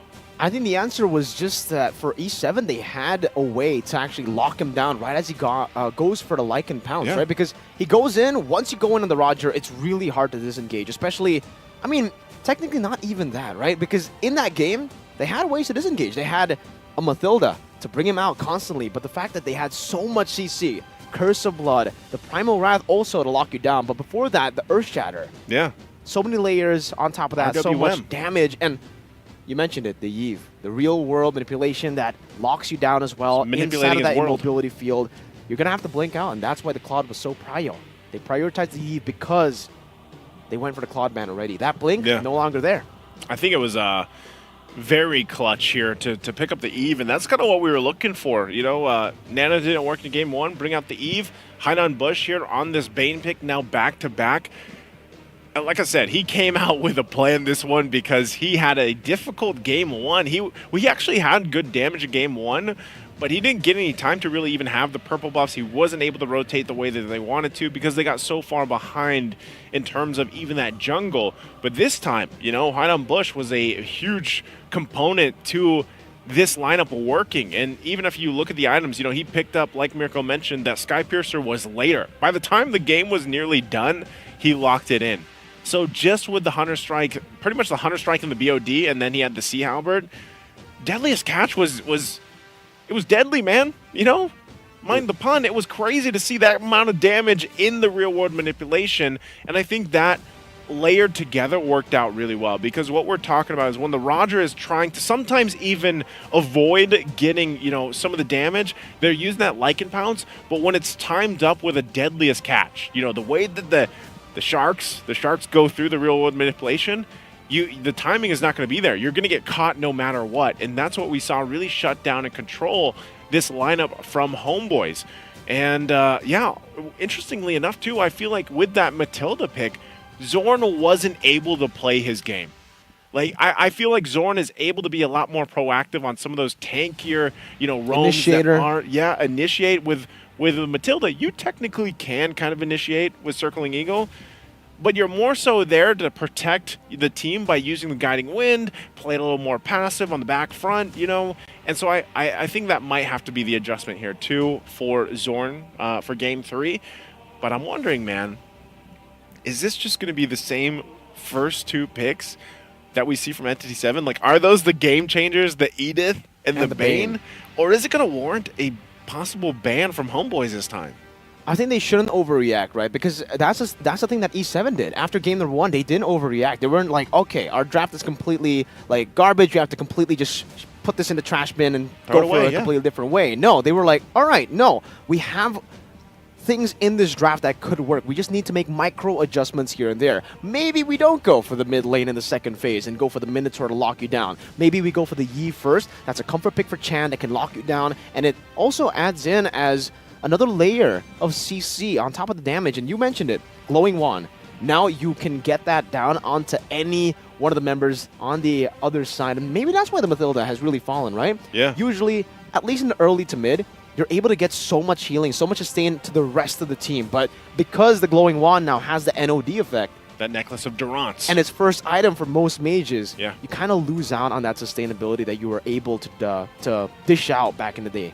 Yeah, I think that's what I'm saying. Like, even for the mages, I like that some of the shakeup in terms of itemization that is brought through, because that was always a struggle. Even me as a mage main, I love the mage, heroes here, but I always wondered, like, all right, when is the right timing to pick up Necklace of Durance? Because usually I would always go Glowing Wand, Ice Queen Wand. You'd have those, maybe depending on the build. Maybe you want to go Holy Crystal, and that costs a little more now. But now it's perfect, because now that Necklace of Durance is built into the Glowing Wand, and the value of it is huge, and that's what we're seeing here for a lot of these teams. Utilizing, first item, pick it up if you want to. I guess the other variation for first item for most mages might be an Enchanted Talisman, depending on that hero picked up. But this was great. This is exactly also when we talked about Chan specifically, what he had to do kind of to step up, because, you mentioned it, Marquinhos already having a pretty good game one. It was just unfortunate the way that they got collapsed down on from Homeboys. And so I think this was the proper adjustments. Looking to it, I mean, we didn't even get to see the Clint fully shine. Like, for the majority of the early game to mid-game, like, he was just farming. Gold lane experience, farm up, do his thing. And then when he started to approach the base, you could see it with the grenade bombardments. Like, the damage was there. First item for the Clint was the Blade of Heptases, but he didn't even get to use it because he was just farming. No one wanted to fight with him, And then at the end of the game, like we mentioned, you really saw the impact of the amount of burst potential that came from this lineup from Entity 7. And it's interesting, man. I'm wondering if this Game 3, what kind of adjustments will happen here. Because we haven't had a game go past, I can't even recall throughout the wildcards. I know we've had maybe a couple 20-minute games, but we haven't had one go that distance. Yeah. That 25, 26 onward. And we've only really seen best of one. So the fact that now we get to see both teams having to adapt to the different circumstances, to the different drafts as well. The picks, the compositions, the execution, most importantly. Because I feel like even if, in the draft, E7 had answers to Homeboys' draft. Yeah. Homeboys could have done it. Homeboys could have still executed it, but maybe they got overconfident. We'll see on their confident level here as we head into the draft for game number 3. So we'll find out, what the plan is for them. Let's go head over to the draft. So my big question now, Naisu, has got to be, how's LaFell feeling, right? Because, man, Homeboys yesterday, he already almost got like a heart attack in the game. Remember. He almost threw against T2K. Is that when the hat came out? That was when the hat came out. Like they won, and LaFell was already shaken, His heart was going crazy. Now that the Homeboys have dropped the game, they don't look invincible anymore, not in the wild card. E7. Yeah. I don't know. Adapt. I know, by the way, I think, shout out to LaFell, because I think he's watching alongside Trex as they're both on rest day today. And I don't know, I feel like a lot of people came into this, though, Mirko, thinking it might be an easy sweep for Homeboys. Like, I think that was, for some people that might not even know Entity 7 very well, or let's say they missed part of the group stage leading up to this grand final. Some people might even be surprised, whoa, Entity 7 Grand Final gets Homeboys, and then they're like, wow, now it's a 1-1. This is a great thing, though, for Entity 7. It is. And just for, the region as a whole, because they're so competitive in their play style. And that's why I was saying before, man, the teams that like to play like this, they really shine on this current patch. Same bans look like they're coming out. Loi Yi, still the Chip, the Mozkov. I think E7 might even still decide to ban out the Claude as their last ban for the first phase. They could still go that route. But so far, I think it's interesting because it's still the same sides, too. Homeboys is going to be on that blue. 3 games. 3 games. And it's the same exact side, same exact bans for Homeboys. Maybe, again, though, it's just the execution that needs to be changed a bit. And also, maybe the draft order. That's going to be the Claude earlier this time. Not going to go for the Harith ban just yet. They'll probably go for the Harith ban as the last ban because Nets, he is really, really good on the Harith as well. Now it's going to be the Bane ban, though. So the adjustment instantly by Homeboys, but they will have to leave open the Valentina. And I think that's a great option to go for, the Bane ban, because for the Valentina being left open, you can also pick it up for yourself. Yeah. Udil is an amazing player on the Valentina. You could definitely utilize that in the draft for Homeboys and in the game. That versatility that it adds towards Homeboys, if Udil does get his hands on it, would be really, really great. But I think for the Roger, you don't really want to change that much. It's still a great first pick. Because, yes, so you did still lose. see them pick it up. Yeah. If it's open. There's no way they leave it open, right? E7 will be very happy to go for it as well. Yeah. It's an amazing first pick. You may have not gotten the best of games on the Roger in game number 1 or 2, but they leave the Roger open. They go for the Valentina first, and this should be an Edith Roger, unless both teams say, you know what? Nah, that pick's overrated. Nah. I'd Oh, win there again. it is. They're Okay. like, yeah. We would, yeah. Throwing me back to nah, I'd win, right? That was Roger for a little bit before he lost in the jungle. So, gets his first loss in the jungle. Still, the percentage there that you guys see, of course, it's because he's flexed. And even with this, we don't want to say 100% just yet that he is going to be put in the jungle. Yep. Could possibly go in the hands of Fury here to go in the gold lane. But I think Homeboy is wanting to change things up a little bit, locking in that Valentina, who has been banned for the most part, actually quite a bit throughout the entire wildcard stages, because Valentina is just that hero that provides a lot of uniqueness to a lineup, and then it also forces the enemy team to draft possibly in a different way, because you really have to consider what ultimates you might be giving up to that Valentina. So as we wait for this next 2 pick, wow, there it is. The Ling is finally going to come to play. So Ling is locked in. Ruby is there. Funny, too, that, the game plan was the Ling. And so I think this also forced an Angela ban coming out from Entity 7 if they want to, right? Because technically you could still put that Angela in the mid lane, let the Ruby go roam. Or, no, sorry, the Valentina is there. So you could actually put Ruby. We've seen, okay, I'm not going to say this is crazy, but we could see Ruby in the gold, could see her in the XP. Definitely. And then Angela could still be picked up for that lane. Yeah, we've been seeing that a whole lot, the Ruby going to the gold lane. That would be really cool as well to see, but for E7, now what is it going to be? Because the Yve was picked up earlier, but right as they pick up the Yve, they ban out the Ling. You don't really want to be on that stationary target when you're up against the Ling, and that's why they go for the Kufra first here. The Kufra, obviously, with the bouncing ball, able to stop some of these dashes, and this is extra value. This is value. Why is it 3 times? Because that's a Valentina, a Ruby, and a Ling. That's great value. That's great value. That's amazing value. 3 of the picks that Homeboys have gone for can all be countered by the bouncing ball, and for E7, if they are able to use the bouncing ball properly, then everybody will be locked down in the place for the Roger, for the Edith to deal enough damage, and that's going to be the Minotaur ban as well. Great adjustment as they pick up the Kufra. Yeah, great pickup there.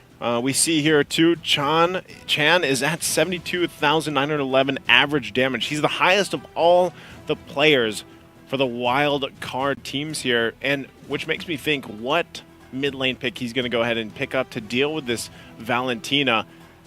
Good read here, too. The Lonox is going to be banned. That is actually one of Chan's signature picks that does come through. But right now, still deciding on what they want to ban out. They did take out the Minotaur. Good choice to deal with some of the crowd control. And I wouldn't be surprised, like I said, if this is the case where you do possibly see Homeboys fit in Angela in this lineup, despite how things are falling into place. It could be what they need to deal with the setup potential from E7. The Kufra there alone is enough to be a threat. Like we said, it's value upon value to deal already with this lineup. Then you have an Edith. So the last ban is actually going to be an Akai.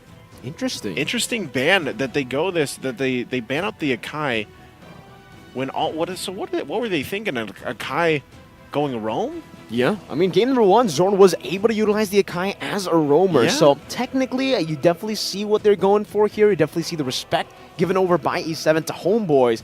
But now, with the Lunox ban, we have seen this before. Same thing in game number 1.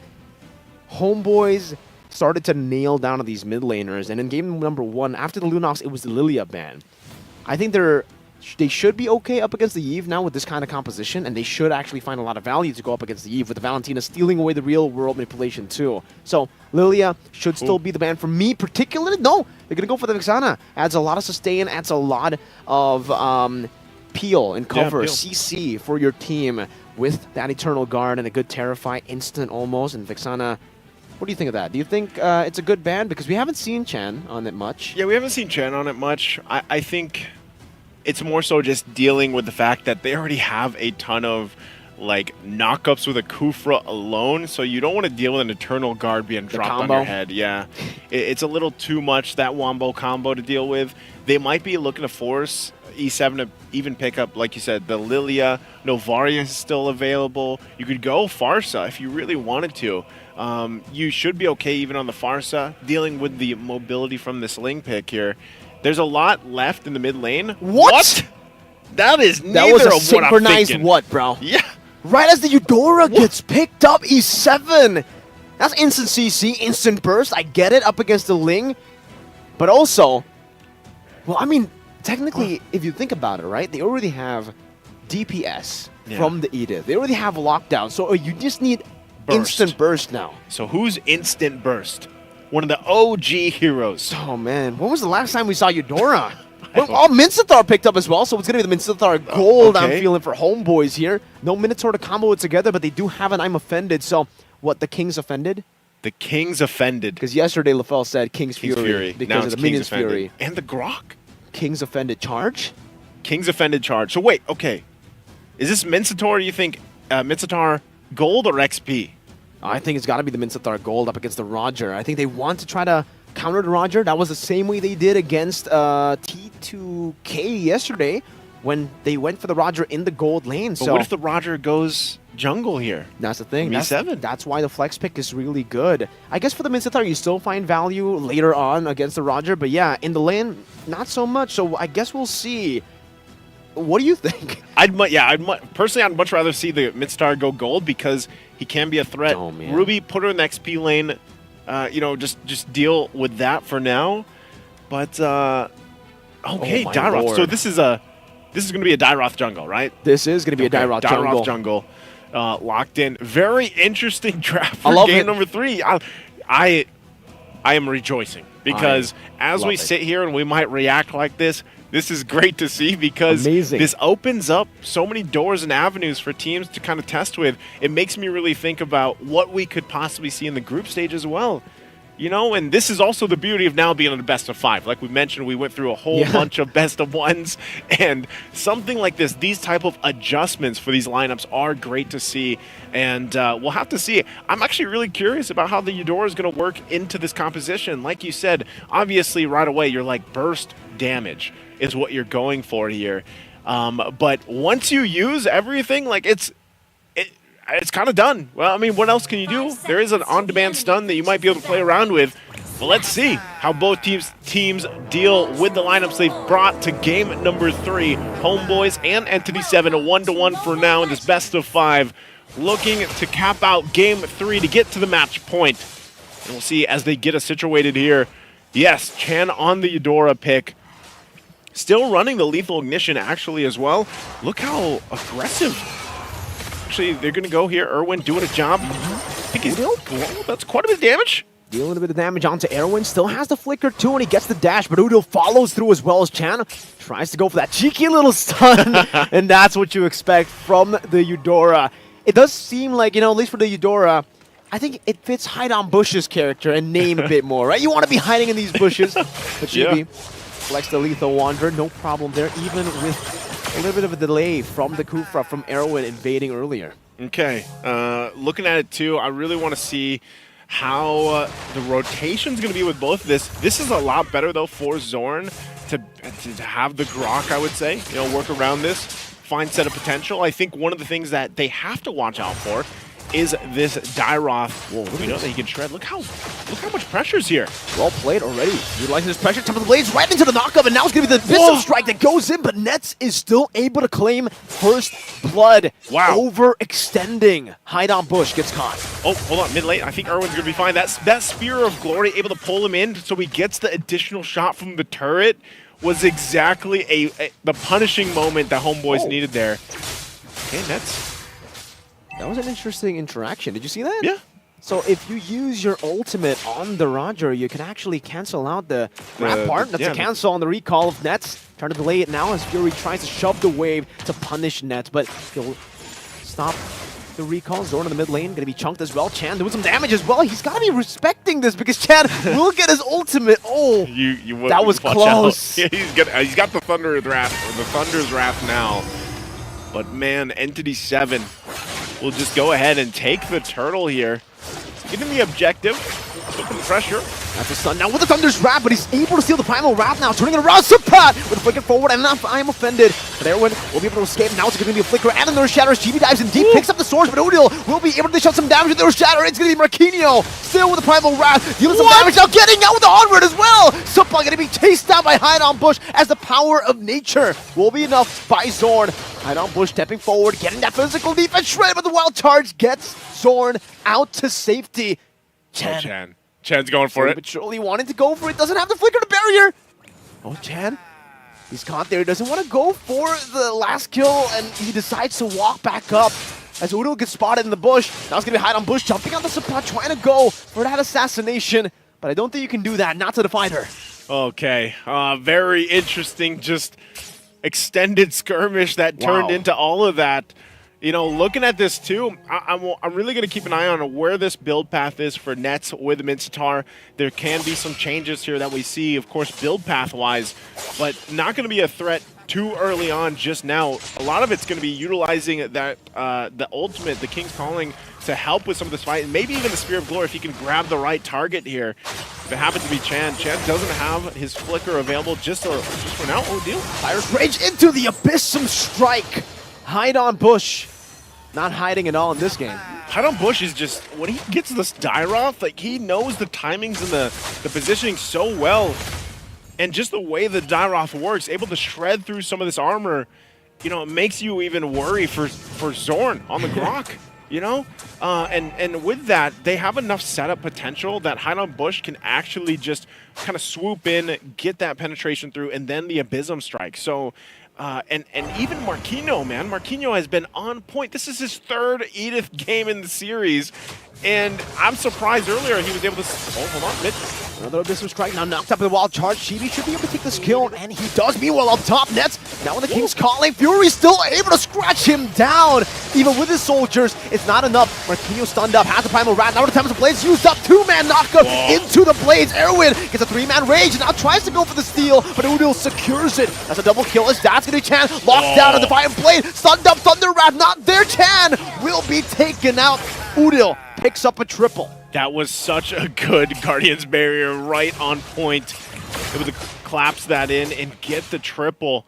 So with that, Homeboys, it's nothing, even with the triple, it's nothing too crazy. You know, Entity 7 isn't far behind here or anything. Economy-wise, they're doing fine farming up.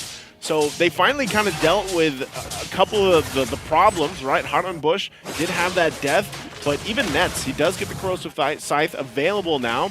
You're going to see this fight, this replay break out. Also keep an eye, there's a lot of pressure there in the live, but this was just a good team fight coming out from Homeboys for that. Mid lane in the live. Right into the Abyssum Strike they go, but a King's Calling locks them all down in the mid lane. Erwin gets a rage onto 4, or actually going to be 3 actually, and now Fury goes in with Lycan 4, trying to deal some damage. Nets out of range, but the Onward brings Support back into the Earth Shatter. Fury deals some damage now with the Lycan 4, as well gets pulled back, but now they're in the turret. They're not able to go for the kill just yet. Nets will fall, and Chibi dashes into the turret with the Defiant Blaze as he was going for the purple buff to take him down.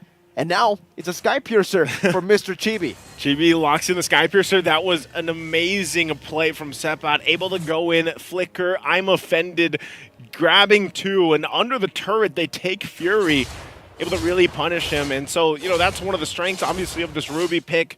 Able to provide some of those moments like that where you can turn the tide of a fight. So now Homeboys getting that little bit of lead they've been working for up to this point. Chibi has done an outstanding job at staying alive. He's only got the Haas Claws plus the Sky Piercer, but you know he's really choosing his fights here, and that's what he needs to do with this lineup. You can already see Genius Wand locked in for Chan, so they really want to pump out that damage, get the magic resistance down, and then let Marquinhos pop Primal Wrath and follow up with that reduced magic resistance and try to win some of those skirmishes and fights later on. But just wait. Once Chan gets some more items locked in, I'm not sure exactly the build path for this Eudora because we barely see her picked up in pro play. How's it going to go? Chan? Ooh. Still able to escape despite the wild charge. Now it's going to be the Tyrant's Bench and the Rage lock-in. Zorn down a Bism Strike, not able to get him down as Erwin pops in a bouncing ball. Getting worked at. Oh no, Right into the Blaze. Channel gets a stun under Wrath! And as he got caught in the King's Calling, and he will be taken out. Hideout Bush will follow next. But look at Marquinhos and Fury in the back line. Doing some damage with the Primal. Wrath is like and bounce, does some damage back. But Marquinhos flickers forward, tries to go for Udo. One last shot to do it! And it will be Marquinhos with the damage overtime to take him out. A 2-for-2 trade. As Sipa trying to run away, but the bouncing ball stops him. Another two-man grab right into the turret. That's a killing spree for Nets. But Fury has the Lycan bounce, continues under the tier 1. Zorn still able to flicker out to safety, and both teams decide that's enough. That's enough, you know, but good fighting coming out from Entity 7. I gotta give it up to them. You know, they deal with Chibi. They finally, you saw how much damage the Thunder's Wrath had there. And that's something to be said because, again, the only item that was locked in was the Genius One. What more when you get those later items, even the Magic Penetration items locked in? A good setup there. I mean, there was a lot of patience as well. Nets was luckily there to finally cap off that kill. But, you know, for Entity 7, they also have to transition the thought of not just worrying about Chibi, but eventually Nets on this Mincetar pick. You saw, I think he did just pick up the Golden Staff too, you know, so he is going to start to be even more of a threat. And they have to deal with, Chibi? Should be gets away. Berserker's Fury locked in here. So for Entity 7, I'm going to be looking, let's take a look at the items. Still working on that next one, that second item here for Chan. Also, you have the Corrosion Scythe Golden Staff already for Nets locked in. Oh, hold on. Wild Card into the hook, that's the combo, into the King's Calling. Huge set. The King's Charge? The King's Charge. The Spear Charge. The Wild Spear. That's good. The Wild King. I think that was Trex. Shout out to Trex. Yep, shout out to Trex, Wild King. Wild King. He said Wild King's Calling or something. Something like that. You just shortened it, you know? Yeah, I just made Wild King, you know. But Homeboys. Good Lord. This is already just going to be taken. This is what I'm talking about, man. Like, in the current state of things, look at this. The gold gap isn't anything crazy. It's 9.5 minutes in, but you cannot go forward and contest that first Lord. It's just kind of different to see here. And Entity 7, part of the answer might just be, you know what, we need more time to farm up with this. As you look at, you know, they're tanking quite a bit of damage. You have Erwin here. But Zorn, this is, like I said, a signature pick. His Guardian barriers are always on point. The wild charges too. Udil holding on to the Primal Wrath. They're going to go in. Good onward. Earthshatter dodge away from Zorn now. Goes for the wild charge right into the Calling of the King. And they all just get mauled on by the rest of the member. Even Udil. He used the Primal Wrath for that one. It's, I mean, and the thing is Zorn is literally just sitting there. He's 2-0-12, and he's got this Quantum Charge Grok, and he's doing that. And then you get pulled into the King's Calling. The shields are going to pop here on these base turrets, but man, Entity 7 might want to check themselves after that one. They need, like I said, more time here. They got to clear out this Lord. Wings are going to be picked up by Chan, DHS by Fury. So those are some good items being locked in at this point in the game. But as all these shields pop on the base, they're going to have to clear things down. And I think for Entity 7, it's really up to the point of they need to utilize the Kufra pick, man. And part of that is just maybe an amazing set that we've seen time and time again when Kufras are locked in. This could be it. Revenge, and the Rage straight into the Abyss of Strike as well. Somebody able to flicker around the safety though, and now the turnaround. Somebody going to be taken down as the King's Calling locks them down. Now another hook into Erwin to bring him into the King's Calling as Chibi goes for the kill. That's a double kill. Chibi still going for more. Time of the Blaze, knocking Marquinhos up. Now with a few more blades, he should be able to pick up a triple kill. And he does. That's, ooh, barely getting Chan there. Chan was able to get the stun off right before. Able to get the stun off, and right now it looks like their eyes are set on this mid turret. I don't think this is endable, but Homeboys might still just go ahead and grab the base turret, get the bottom one as well. Look at this guy. Yeah, Zorn's just powering up. He is the turret. He's the turret right now. The King turret, bro. Oh man, this is what I'm saying. Last game we saw Zorn on the Matilda. This is a different Zorn. This is a completely different Zorn. He doesn't do this on Matilda for some reason. Yeah, I mean, you just need to have him on an initiator at this point, right? You need to have him on a hero like this, the Grok, the Cho. In game number 1, it was the Akai, so that was... Oh, I mean, technically, yeah, you're up there, right? You can go for Technically, Akai's there. initiations, Yeah, That's he's one of the, he did get banned, you know, so the respect was true. there. Entity 7, and like I said, Irwin's kind of got to do that. Like, this is up to Irwin, and it might even come down to just being able to get a setup in the base on the defense, because as this Lord comes up, I think it's still going to be taken out quite quickly, as you see happening here. You can see them forming up on that mid side, possibly, but that's already Lord taken, so Entity 7, with 2 base turrets already down, and this top one most likely going down in the exchange as they deal with the mid lane push, it's... Entity 7 could possibly see themselves facing match point.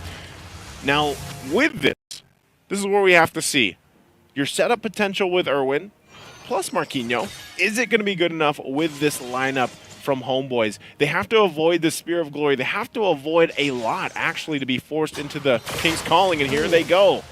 You see already, Udyl doing a whole lot of damage. Pops in Primal Wrap, Purify as well. Out of the onward, and Marquinhos going to be caught in the midst of it. Oh, Irwin getting a 4-man Tyrus Rage for the Wildcard. Connects at the back. That's going to be demolished there, but the Lord is already onto the base. It looks like Marquinhos still going to be able to do some damage onto the other members. 3 members taken out now, but the Lord slowly but surely is going at it. Chibi goes and picks it up, but now loses his life to some of the basic attacks from Marquinhos with a few more minions coming down. It should still be the end, and Homeboys pick up match point. Man, they really worked for that ending right there. It was such a, like I was saying leading into that defense, it's going to be on Irwin. Irwin goes in with a great set, but unfortunately by that time, that game, the team fight didn't go in their favor. It was a little too late to be able to find something like that, and again, it makes me question, was this possibly the right pick for Chan? Was the Eudora enough burst, you know, to kind of handle what was thrown at them from Homeboys? Because it just looked like they weren't able to, once things got kind of out of control and the snowball already started happening for Homeboys, it was almost like we throw all this at them, the Thunder's Wrath, we use the stuns, and then once that's all gone, we have to wait. It's like cooldowns. You wait for it. You wait for that to be available again to make a play. You might get one, but how many times did we see them try to get Sapat, and he was able to avoid, you know, getting killed? Sometimes just with the flicker alone. I think Sapat really played a big part in this win, doing stuff like this, right? Using the I'm Offended flicker into the combination to get kills when really it was Entity 7 trying to push that envelope. You know, right here, it's great. Chan is able to go ahead, use that Eudora, gets a couple kills, gets some burst damage down, but once some of those defensive items were locked in, it wasn't enough. And like I said, great setup there from Irwin, but look at this. God. Look at that team fight. You know, it happens sometimes. What I'm noticing is how fast some of these fights end and how quick people go down. But let's take a quick break before we head on to the next match.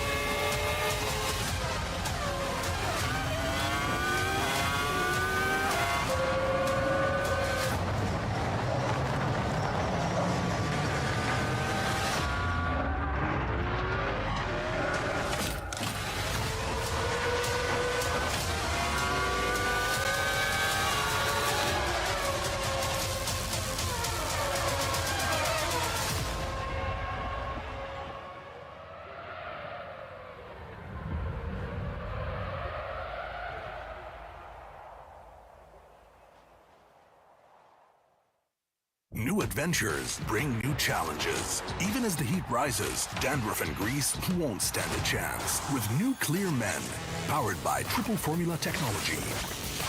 To eliminate dandruff, itch, and grease, gives you 8 hours of freshness and 100% dandruff-free hair. New Clear Men, 0% dandruff, 100% confidence.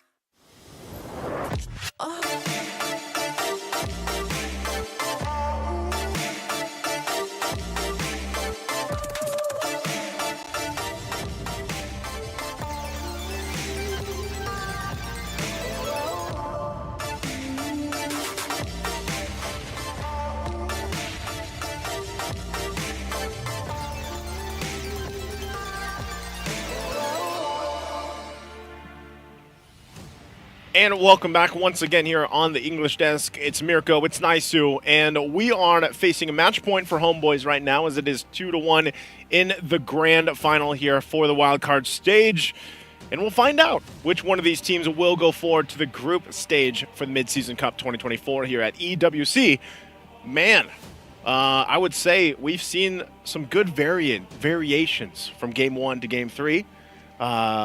What do you think about that? What do you think about that Game 3, Mirko? Because we saw some interesting picks, the Eudora, and I don't know, man. I don't think it worked out the way they wanted it to.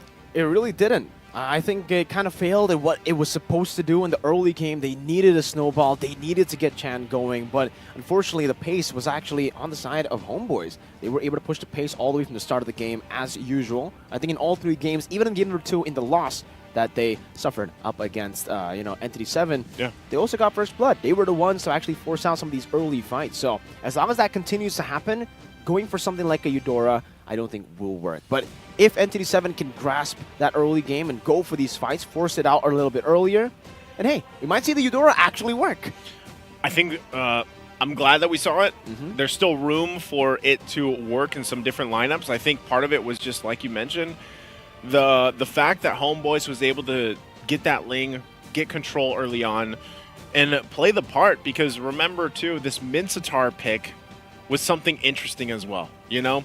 And also, don't forget, guys, you can leave us your broadcast feedback here by scanning that QR code to let us know what you think. Don't let us know what you think about the picks here, though, but about the broadcast. You guys can let us know in the chat what you guys think about these drafts, because I think that's a thing to be said is Minsatar Gold Lane has popped up in the past, even in some of our regions here coming into this. I think it's still, if you want to think about it, it's actually a good answer in dealing with Roger. You're kind of trying to catch him out. You're trying to play into the fact that you have that King's Calling ultimate ability, and it might be enough to deal with a gold lane Roger. It might be enough also where teams typically pick up the Roger first pick, and they're probably going to flex it. They don't know if they want to put it in the jungle or the gold lane. Then you save that Minsatar pick as the answer, possibly, depending on the teams, to answer the Roger. And I think that's something that we'll probably see unfold here. The Eudora, like I said, might have been just something that Entity 7 wanted to pick up. Could be also the pocket pick for Chan. But I think it was just the game plan here was to be able to stop the momentum, because that's really what they went for. I mean, you're talking about a Ling on the other side, but Zorn was a huge component to Homeboys. Just playing around Zorn. I mean, how many times did you see a Guardian's Barrier exactly where it needed to be? Timing was on point. And this is what I like so much. Zorn on the Grok, Sapat on that Ruby pick. Because we saw those two alone really being a key part to turning the tides in some of these fights. They're able to even bait things out from Entity 7, whether that's the ultimates, whether that's battle spells and initiations. And Zorn, he has this, passive effect where he gets people going. He gets people in your face. Yeah, That's what LaFell says usually. Zorn just gets in your face, bro. Yeah, especially on a Grok. The perfect hero to do it. Yeah, because he uses the power of nature, walks up to the E that just says, yeah, go ahead. Go onward, bro. Go Earth Shatter. Try to CC me. Walks up to Erwin as well. Even, I think this game in particular, he was walking up to Chan a whole lot, right? He was just like, yeah, stun me, bro. Stun me, bro. Try to burst me down. 2-0-20, by the way. 2-0-20, and the combo is what's really deadly, right? You go for the wild charge. That in itself is already like a crazy CC ability, especially if you connect it onto a wall because you get the additional stun. But then you get a Mincetar to pull you into Pull the you King's in. Calling, and there you get knocked up, you get pulled in, and then you get ganked technically You by a just few get- soldiers like stabbing you with the spears, right? And then Just you like- got to deal with Zorn. at that point, and you can't even dash out at that point. So, what do they need to do up against that? I think this composition, by the way, for E7, I honestly feel like it could have worked as long as there was no Mincetar on the other side. I think the Mincetar and the Grok, technically, these two picks were the big picks that got them the victory. Yeah, definitely agree with that because I think Minotaur, like the Mincetar is still, I would still call it a niche pick. I feel like it is becoming one of the answers to a Roger. We saw this earlier in game 2, though. One of the answers to the Roger, like we said, was the Eve. The Eve pick. The Eve pick was picked up to deal with it in the jungle when Homeboys drafted it, first pick.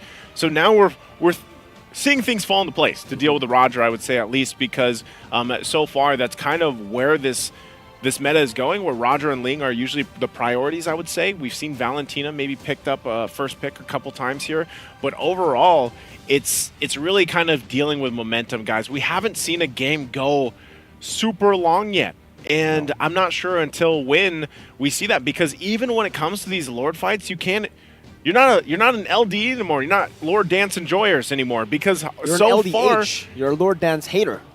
I don't know about hater, man, but you're LDW. LDW. What is Lord that? Dance Watcher. Lord because Dance Watcher. like half the teams, man, because They of the just let it snowball go. stuff, Yeah. they're just letting it go. They're That's just true. watching it, you know? And very rarely so far throughout the wild card have we seen teams actually dance off for the Lord. So and like we said, even when gold leads, we're talking about gold leads of just 3,000 to 4,000, they almost feel like they're 9,000 to 10,000 pre-patch. So that could be part of it, you know, and teams just don't want to have a deficit even further against a snowball. So let's jump into the draft here. Game number 4, it's match point for Homeboys. If they win this, they'll secure their spot, the last slot for the group stage for MSC 2024. You can already see it too. Moskov actually going to be the first ban. There's the Loyiso. They swap it a little bit, but still nonetheless the same heroes being banned out. Chip over there. And I'm actually surprised it's still Homeboys on the blue. 4 games in a row now. Homeboys is on the blue side, and we got Entity 7 on the red. So with that, we'll see what these bans end up doing. I think it's still going to be possible that they're the same bans we saw previous games. And for Entity 7 specifically, let's just say Homeboys doesn't take out the Bane. I could see Entity 7 picking that up, going through it, but with Homeboys, the way that they dealt with it in Game 2, I don't think they'll let it go through. There's a lot of respect bans obviously going out. The Claude is taken out for Nets. And I would say Nets as a dynamic gold laner, that's what makes him such a threat. You can ban out the Claude. Signature pick, probably his best. He's also a great Harith. He's also now, you've seen him. Mincetar. He's a Mincetar. You know, how many gold laners can you actually confidently say, like, yeah, they'll pick up the Mincetar and play it really well against these teams? But that is going to be the Bane that's still banned out from Homeboys to round out that first phase of the draft. Not going to be the Bane, yeah. So same exact bans from game number 3, right? If it ain't broke, don't fix it. That was what Homeboys did in game number 2 as well. And that was when E7 were able to adapt. So yeah, it feels like right now E7 will have to make the call. Do they want to ban out the Harith or the Ling? Because you mentioned it. If you want to try to counter Roger, if you want to try to win in these team fights and have that poking pressure, the Yve is a great option. And we've seen Chan pull it up many times, working it, making it work. And it'll still be the Harith ban, so they won't actually go for the Ling ban to try to enable that Yve pick. And obviously Homeboys, you know, if it ain't broke, don't fix it. They're just going to go with whatever worked in the previous game. That's a Valentina first pick again. Now waiting on what E7 wants to do. If it's the Edith together with a Roger again, or if they try to change the things up now. I think they still... Oh, man, if they go Edith, that's just every single game it's locked in. And honestly, they could. It's still a safe pick. Honestly, Edith is just in a position right now where there's always going to be value in that pick. You can pick it up 4 games in a row, and it's still a threat, still something that you have to deal with. For E7, it would be interesting if they change things up here, though, as they're facing that match point and losing this opportunity to see the world. But there they go. Edith locked in already. Good answer. They take the Grok instead. They want to give that over to Zorn, so... Grok Edith is enough tankiness and durability in the front line that they can kind of base the rest of the lineup around this already. So I'm wondering how Homeboys will respond to this. We were coming into the lineup, or coming into this game, this match, this grand final, to see who makes it to MSC 2024 main stage, with the same thought in mind, I feel, and the same opinion. Roger, amazing first pick, but now we see the Cho and the Ling before the Roger. We see the Edith and the Grok and the Valentina before the Roger. It seems now the trend is you pick Roger. Roger is an auto lose so far, right? Homeboys game number 2 picked up the Roger, lost. E7 on game 3 picked up the Roger and lost as well. Roger is standing at a 0% win rate here in this series. This is interesting. So yeah, Homeboys goes with the Ling again. The Cho is there. Signature. And you mentioned this earlier, right? I think you did say that it was like an unofficial Savage previous game, right? Like I'm pretty sure that's the case. We'll have to. Technically, it was official because the card still went through, but the game ended before it went through. So official. So it's an official Savage. Shout out to Chibi, by the way, for getting an official Savage. I thought at that point, like, Savage, no Savage, Yeah. the game ends. But the game ended, I don't know, man. They might have to bust up some of these healths on the base. I think, at some point, because it goes down so fast right now with the course of things. But there's the Lunox pick. There you go. Lunox pick is going to come through, and we know that this was banned out previously. This is also a great pick for Chan. Loves this hero. This might be exactly what they need to hopefully extend to a Game 5 ahead of them for Entity 7. Now that we get through the second phase of the bans, we're going to have to see what Entity 7 wants to take out. Again, gold lane option is not picked up just yet for Homeboys. And I'm not sure if they'll actually ban out a Mincetar, if that's something they're going to go for. But interestingly enough, they're going to take out the Lapu Lapu instead. A hero that even now I would say is niche to certain teams. Some teams don't pick up the Lapu Lapu at all, and some teams love it. Right? But Julian is going to be the answer. Oh, there we go. Chibi. He officially got the Savage in the last game of the series. This marks the first Savage of the Mid-Season Cup 2024. So, man, wild cards, we've been seeing the Maniacs multiple. I think Yahiko got 3. Yahiko got 3. Well, Chibi is the first one to get the Savage here. Makes me wonder. We see this stuff this early on, man. What are we going to see in the group stage? Like, how many Maniacs are possible Savages? With the way the team fights are going, how many are we going to see? I think we're going to see a lot. But it just sucks to see the first Savage go that way. It wasn't even, it wasn't even hyped up because, it didn't come up. That's true. It's okay. It's okay. Now we get the Roger ban. By the way, for E7, they were like, all right, they kind of listened to, or maybe they already had this thought as well, but the Grok and the Mincetar was definitely the biggest problem for them in the previous game. So the fact now that they banned out the Mincetar, they've picked up the Grok, denying it away from Homeboys. Is this the way to go? Now with the first pick on the red side, Marksman still up for grabs. They can go for, with no Roger, no Claude, no Moskov. This is actually kind of tough now. I mean, we've seen the carry. Usually the carry does get picked up, but the carry has been auto-lose too so far. Carry hasn't had a good time, yeah. Clint, maybe? The Clint has been doing good. I think this is a bit unfortunate, though, for E7 if they go for the Clint. Both the Ling and the Cho. Yeah. Be very happy to go up against that hero that can usually always just go for the Flicker. No other battle spell. It is still going to be the Clint, so still relying on the Edith and the Grok to disengage for Hey, man. cover. He's got a 100% win rate, One-time pick? Was that one time? One-time pick. Yeah, Take him man. to high noon, baby. I mean, for Chan, too. 2 times picked up the Lunox, and it's an 100% win rate. So this is like, in a way for Entity 7, I feel like also just comfort in a way for the hero picks so far. And actually, just with this, they're locked in terms of damage profile. Got good physical. I think people sleep on the fact that how much damage Clint can actually do.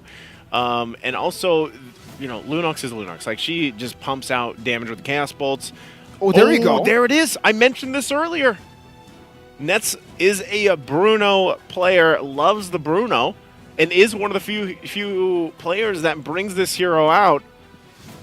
So he goes and picks up the Bruno, and then the Trizzle's last pick here for Homeboys. So interesting. Also another debut. Man, how many? And a Karina. How many debut picks have we seen through the wild card alone? My goodness.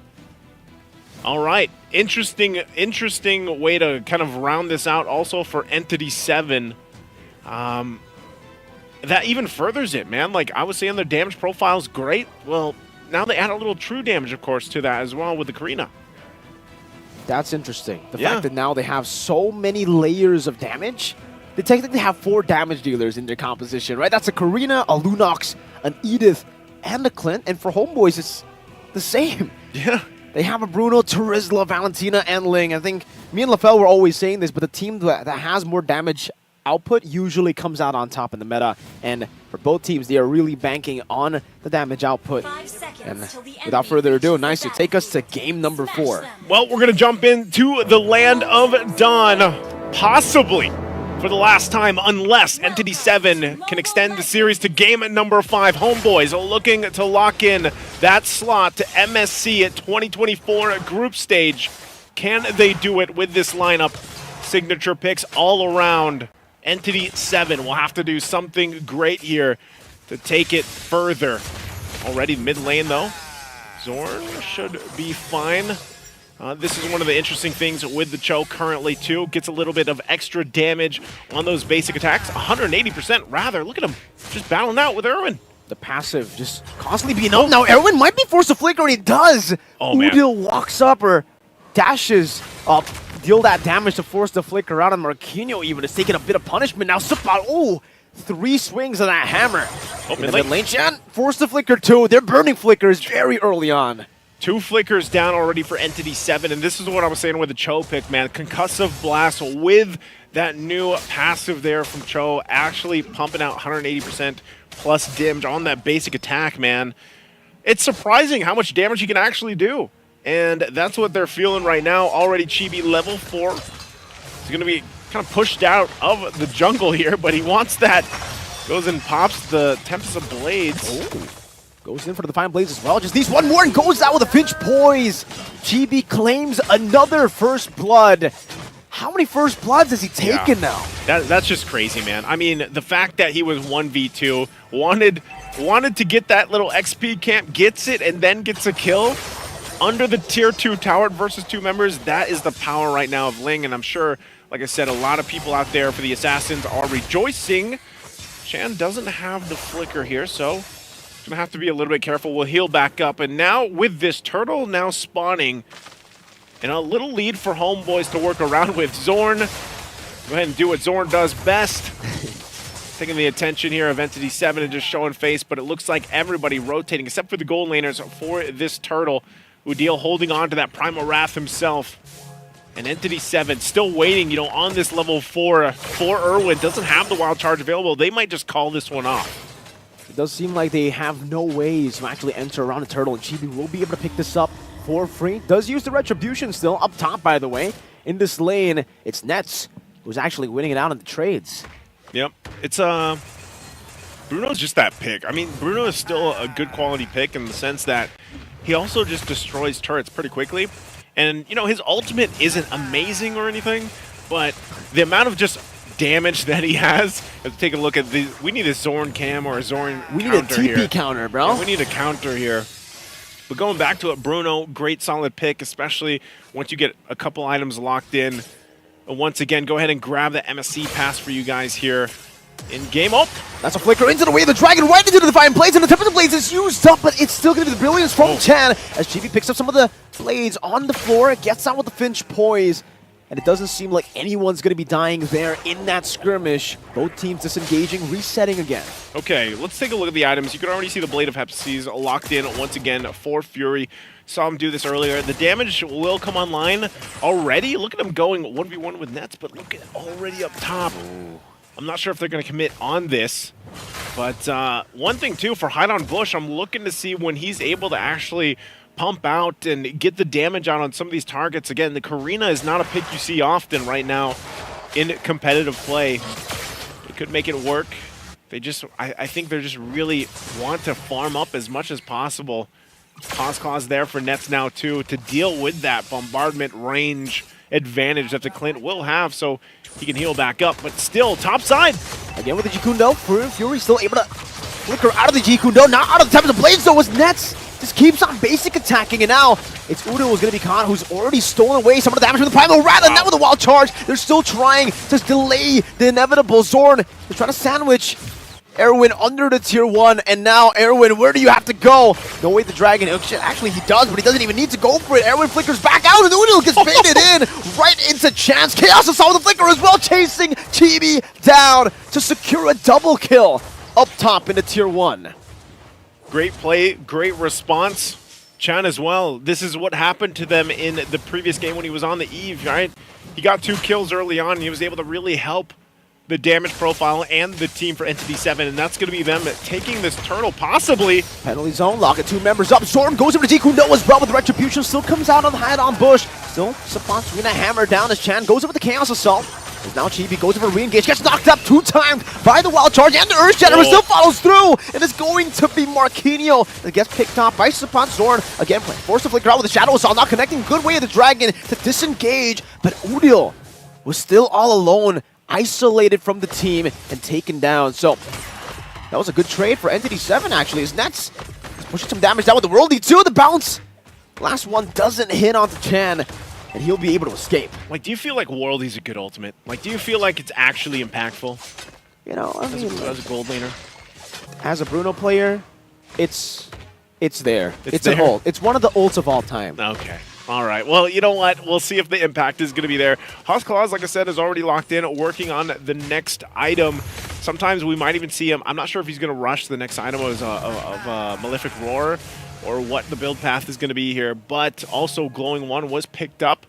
And again, it looks like Homeboy still wants to make a play up here. They got the information that they need. Zorn providing a lot of that. Here they go. Top side. Pushing them out. And now, wait, Chibi might be going for Ray the Dragon, finds him in the bush, brings him back to Sapat. Baits out the Wild Charge, but now it's going to be Chibi who walks up with the Finch Poise, and it's still going to be Sapat who secures the kill. A defensive Tempest of Blades by Chibi is in the bottom lane. We do see Marquinhos go for a trade, but that's a kill. So Erwin. Yeah, it's I mean, I'm sitting here thinking about Entity 7, what they're able to do at this point. They don't really have an answer just yet for everything being thrown at them. Zorn as well, able to get a lot of these Away the Dragons off, whether he has a flicker or not. Hide on Bush, like I'm still waiting to see this Karina come through in the damage department. Chan has been doing a lot of it, and I think, you know, you just buy time for Fury to go ahead and get the items that he needs. So they have to buy some more time, and right now it looks like, you know, they want to battle out for this 3rd turtle. Chibi's going to start it up. Rest of the team going to go ahead and get situated. They might just let this go, and it looks like they're going to do that, as Hide on Bush is not even near here. So they might just try to get ready for the Lord fights instead. So that's going to be that. Now 3rd turtle of the game going to the hands of Homeboys. Oh, Chibi. Trying to go for 1v1. Fury going to be caught in the Tempest of Blaze. That knockup will catch him, and now Chibi just escapes, leaves him to Udil as he pops into Primal Wrath. But he actually dealt so much damage. Chibi taken very, very low. Sky Piercer already, though. 2nd item as he completes the Berserker's Fury first. Yep. So already at that point, you know, this is where it gets very threatening. Berserker's Fury allowing him to do a lot of this crit damage and get that off. Zorn, though, Marquinhos, I don't think he's going to pull the trigger on this. The rest of the team coming up. The way the Dragon brings him back all the way. Udil has a Primal Wrath, gets out just a bit, but then Sapat comes in with a hammer. Even with Erwin with a Wild Charge, it will not be able to save him, and Zorn continues the damage. Chan goes in, 4-man penalty zone by Sapat to lock them out, and Nets just picks up all of those basic attacks to take Fury down. Again, he just respawned Naisu, and it seems they're also going to be able to take the tier 2 up top as well as down below. As Udil just zones Chan away from his own base. That was crazy. Like, at that point, when he got that 4-man penalty zone off too, he just gets the Winter's Crown. And, you know, he was ready for that initiation. And it just looks like Entity 7, they don't have an answer right now. I mean, even Hide on Bush has not been able to do really much anything on the Karina pick at this point. And it looks like they're just going to go ahead and have to turtle up in their base on the defensive and hope that there's enough time to build up here. Because even if they get some type of set, who are they going to set up? Looking at the replay here again, you're going to see it. The hammers come down. The penalty zone is about to be dropped. Boom. Even using that Winter's Crown. Boom. It gets multiple members. They follow on through. Winter's Crown, by the way. Yeah, that's what I was mentioning. He got the Winter's Crown just to pop the freeze, you know? Was that more just like freestyle? It didn't look like he needed it. It did. I feel like he didn't need it, but he was prepped and he readied it, right? So, like, interesting because Sepot, he even just has an Athena shield, so he's like, my job is literally just to jump in penalty zone. That's it. He doesn't even have any, like, usually we see a Fury Hammer, right? Like, at least a Fury Hammer. He has nothing. He knows that he's just playing the enabler role here in game number 4. Udil picks up. Chibi Retri did, but you know, Udil picked it up. Retri got Udil. You know, they're having a battle amongst themselves, I guess, you know? But yeah, I think part of this is just, and this is crazy. Damage dealt, he's second with this defensive build for Sepot, who is somehow a second in damage. That's the base damage, man. That's the base damage. This is the different type of Rizzler you guys are seeing right now. Damage taken too, like I said, Entity 7. You know, Irwin is trying to do his best, but even if you get some type of setup, I just feel like they don't have enough in terms of damage, which is weird because you're talking about a Lunox who had 2 early kills, but they're lacking in the department of where's the Karina? Where can you pump out the damage you're looking for in the jungle? But they're going to find themselves on the defense. Nice Guardian's Bear. Shields are going to pop though. So, man, the Holy Defense was already baited down in the mid lane and the bottom lane as well now. As that Cannon just goes in towards the base turret. They're going to be able to take that away. Penalty zone by Sepot. Only on to 1. The Winter Crown saves him for a bit as Marquinhos pops in Primal Rat in the back line. What happened to Chibi, who dove in way too deep, gets picked off, and now it's Sepot and Chibi taken out. Now a full re-engage coming in from Chan as he pops in the Brilliance, flickers forward. 3 members down, traded in for a base turret in the mid lane. Hey, that's Entity 7 answering the question. I was like, where is the Karina? I don't know, Hideout Bush got a kill there, but it could have been actually more devastating. He's already got the Feather of Heaven and Starlium Scythe. Looks like he's going to Holy Crystal next, so maybe this is the makings of a turnaround for Entity 7 in this game. They still have, you know, 4,000 gold deficit to work against, but they're going to be able to get some space now on the map, which is good for them. But look at Zorn. Again into the back line with the way the Dragon finds Fury out of all of them! Kicks him back right into Chibi as he picks up the Sky Piercer, execute, and now it's Erwin next on the chopping block. Say goodbye to him as he picks up a double. Turn around again, and it seems for Zorn. He's walking up, all that effort just to recall in the faces of Entity 7. Oh man, they're doing it again, and you know, just when you think like, okay, Entity 7 able to get something out of that, then they get just executed. Also a Blade of Despair now, BOD locked in for Chibi. They're going to need those immortalities for Entity 7. No Lord available just yet, you know, 30 seconds away or so, but it looks like they're going to work on this bottom turret as Nets knocks it down. This is what Bruno's really good at too, just decimating these turrets, getting them down quickly. But with that, Homeboys will probably just be the discipline route, wait for this Lord to spawn up. For Entity 7, I'm wondering if they are able to actually somehow contest, or if the game plan is just going to be, you know what, let's defend in the base. We were able to do it previously. Chan hasn't died yet, playing really well with the Brilliances that's available with this Lunox. Does just pick up the Wishing Lantern, so maybe the plan for Entity 7 is really to find a pickoff if they can. It looks like they are venturing outside of the base. They might even look for Udil here, unless, look at this, look at Zorn. Zorn in the mid, conceal. Udil reads it out. He's able to cancel out that. Winter Crown as well, baited out. Now it's going to be the re-engage. Coming to the back line with the Brilliance popped in. Penalty zone to lock Fury, and he's all isolated. Erwin flickers forward, gets the wild charge away, and a Dragon as well to bring Hideout Bush right into Udil. Chan gets a few of the kills. Chibi now with a Finch Boy trying to go for maybe, possibly, another Maniac. Chibi going to be forced to respect that damage. Nets dashing forward, sliding tackle right into Chan. But he does have that brilliance to escape once again. Homeboys very low. Marquinhos goes for the Earth Shatter, but Chan doesn't have the Chaos Assault. Not anymore. He has Onward, goes in. Marquinhos decimated here. And Chan's going to be next in the chopping block as Nets jumps in all the way. Picks up a few of those turret shots. And finally, Chibi shuts him down, shutting the dreams of Entity 7 as they qualify to the main stage of MSC. And Homeboys will do it, only losing one game throughout the entire wild card here as they move on forward to join the teams for the group stage here. A great showing though from Entity 7.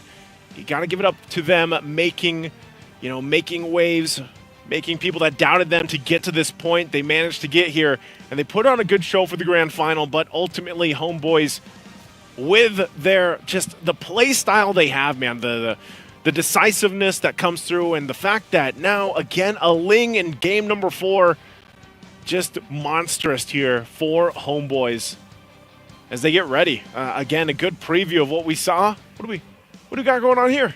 We got some signatures, of course, going out. What's this? What is this?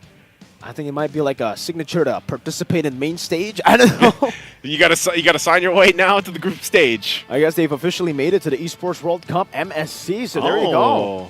A few signatures from some of the players, or all of the players rather here. Udil gonna sign as well there.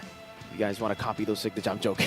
You guys can see it there, but you can see they've all qualified. They've made it to the main stage. Homeboys welcome them to Group C, together with Team Spirit, Twisted Minds, and Liquid Echo. Can't wait to see them, man. Of course, in the group stage. It was great to see how they adjusted to the current kind of meta forming here, of course, throughout the wildcard stage.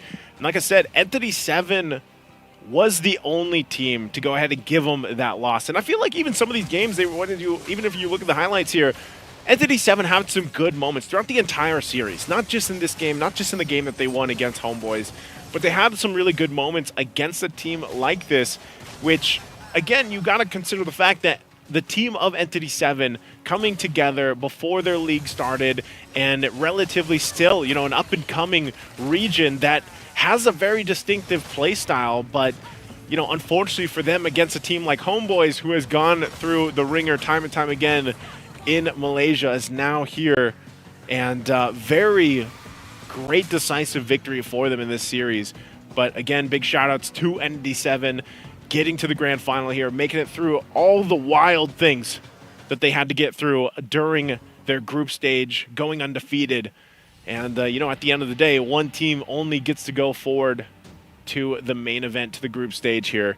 So, great to hear. I'm really wondering, for Homeboy specifically, how it feels to have this kind of meta for, I think it really favors them, The Spicy Kage is back. Oh, MSC 2019 champion returns for more. 2019, wow. 2019. Back then, that was the Kage era, as you can see, with Sasa, Psycho, Drian, and Anti-Mage. Obviously, with Udil as the spicy boy.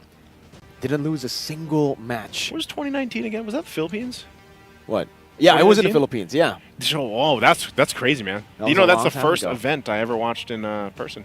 Oh. As a viewer. There you go. And yeah, it's crazy to see that, it took him so long to be back where he got that championship trophy, MSC 2019, but Udil, the veteran, and now we're seeing him back. It just definitely feels good to see a veteran like Udil to make it back to where he once was able to lift the trophy. Yeah, and I'm wondering, what this, with Homeboys coming in, and I'm sure you guys have been sharing your thoughts very constructively in the chat, throughout all this, for Homeboys especially. I think a lot of people naturally thought, as we got ready for the wild card stage, that they were like, all right, Homeboys has a good chance at moving forward.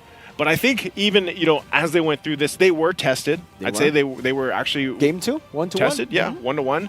They were tested pretty good against Entity 7, and I think really it comes down to now that they've locked in their spot, it's like, all right, how will they do against their group, and how will they do against everybody waiting for them in the group stages here for the Mid-Season Cup?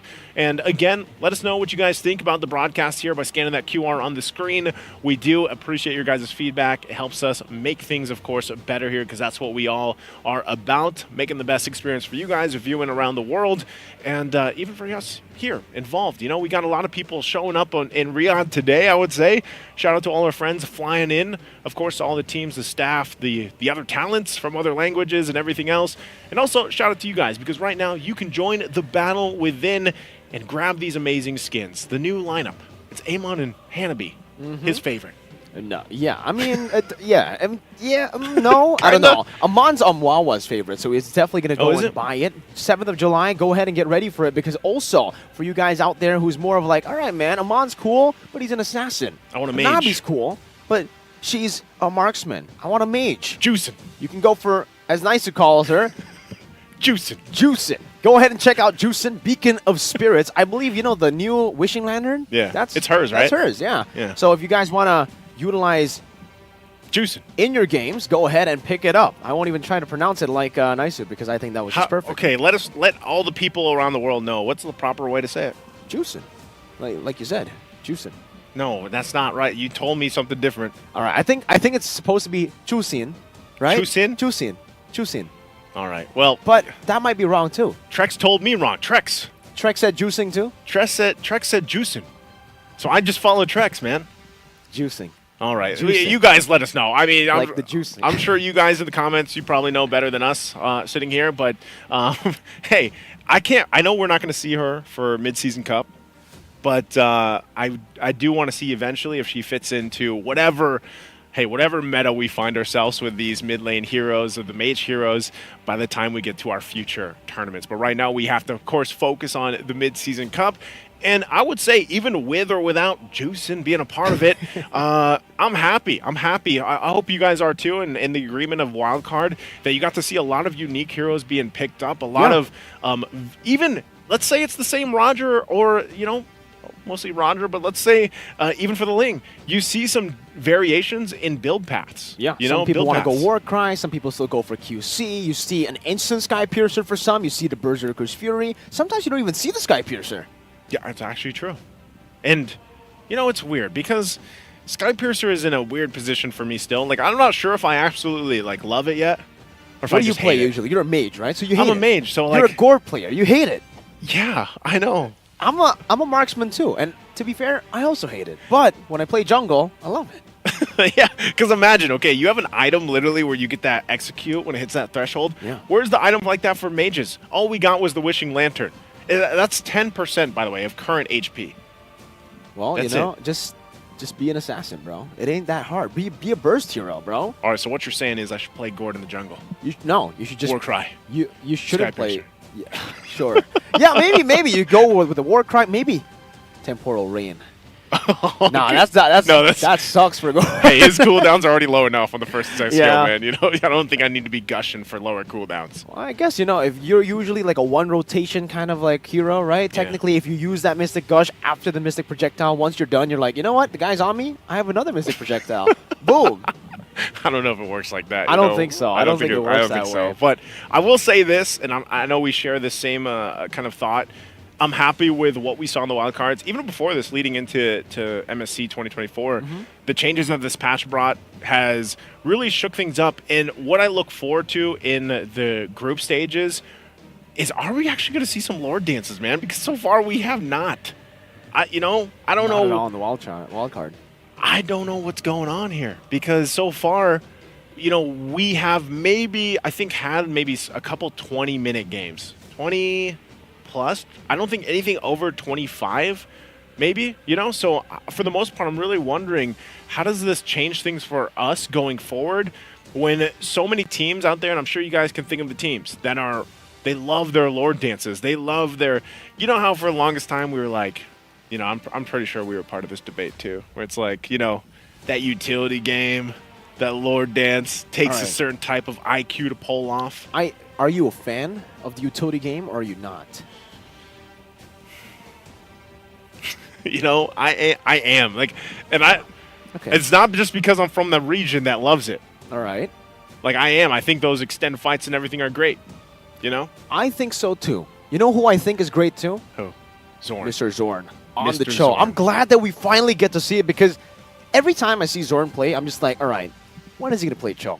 Right? And especially considering, Cho just got buffed. This hero just got buffed. In a way, some people don't like it. Some people don't like the Ji-Kun Dome now having more range because it's a bit different. Now you can't be charging it up in the bush all the time. You actually get a chance to jump over some of these bushes really easily. But Zorn still makes it work. He finds a way. This is his signature pick. And he actually went for Thrill. Usually, I think for Cho's, you go for the Concussive Blast, and I think you go for the Wilderness Blessing. Yeah.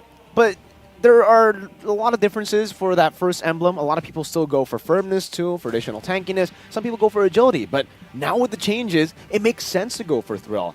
You get the passive proc so many times, and Zorn was just amazing that game, huh? He was like the TP king and all. He was. Zorn was the TP king, and, they made things really just work here.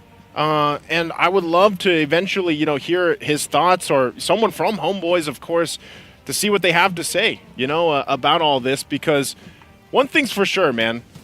With the lineup that they had for Homeboys, I think the great thing about it is it's led also by Zorn. A lot of the kind of decisions they make, and maybe that's just the fact that he has a passive. Like I said, he's got a passive himself to kind of deal with, bringing in a lot of the teams to attack and everything else. I think that's a big game plan for them. Looking at the group stage teams here, you're going to see where things all fell into place. Homeboys going to Group C. Now we have our completed lineup of teams going about this. And Homeboys especially, with this lineup, hey, I see, a very familiar team there. And I'm wondering how they'll fit up against this newly adjusted Liquid Echo against them. I think what's cool to see as well is the fact that for Homeboys, right, in their group, Group B, they were able to beat Brute Force. And, hey, now they already tasted EECA, technically. They were able to get that win. Now they're up against a champion of that region in Team Spirit. And, like you said, Liquid Echo. We'll see if Zorn and the boys will be able to do it, the Homeboys. The Homeboys. Because it seems like we have someone here with us. Well, we do. Ladies and gentlemen, welcome Zorn. Zorn, welcome, man. Welcome to the English desk. I know you're going to be speaking all fluent English for us, but right off the bat, Zorn, congratulations on the win. Congratulations on moving forward. Thank you so much. You were in MSC 2019, I believe. Yeah. So I got to ask you, how are you feeling now that you've locked in that last slot? Wow, I'm feeling so excited to be here again, because last time I was trying to enter the MSC but failed. So right now I'm feeling so excited to prove what our potential for this MSC.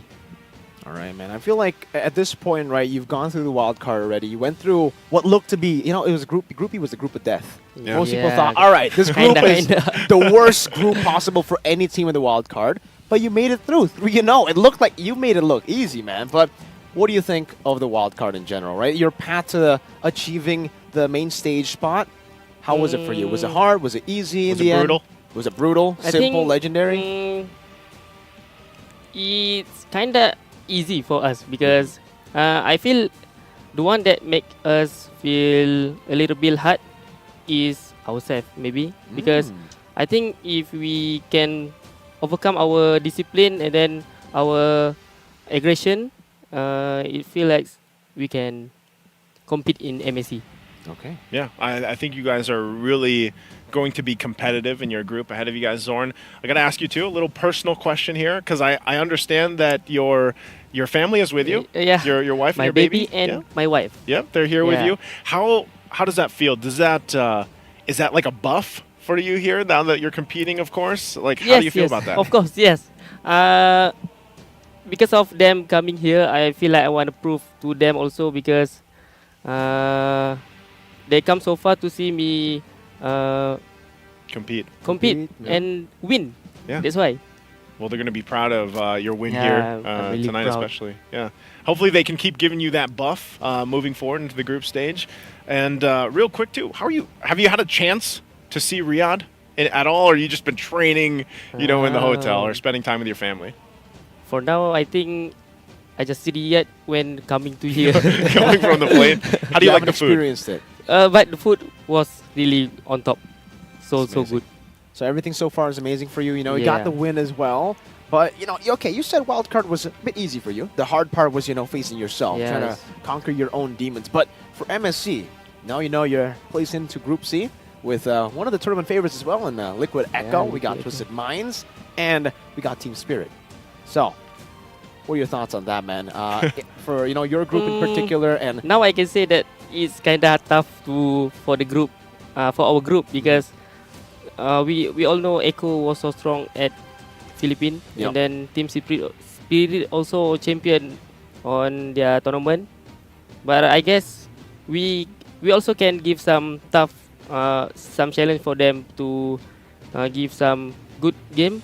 But I guess if we keep confident and then overcome our aggression and then play with the team, I feel like we can beat them also. Okay, you didn't mention Twisted Minds there, so those two are Yeah, tough. the Twisted Twisted Mind. Mind. What Yeah. about Twisted Minds?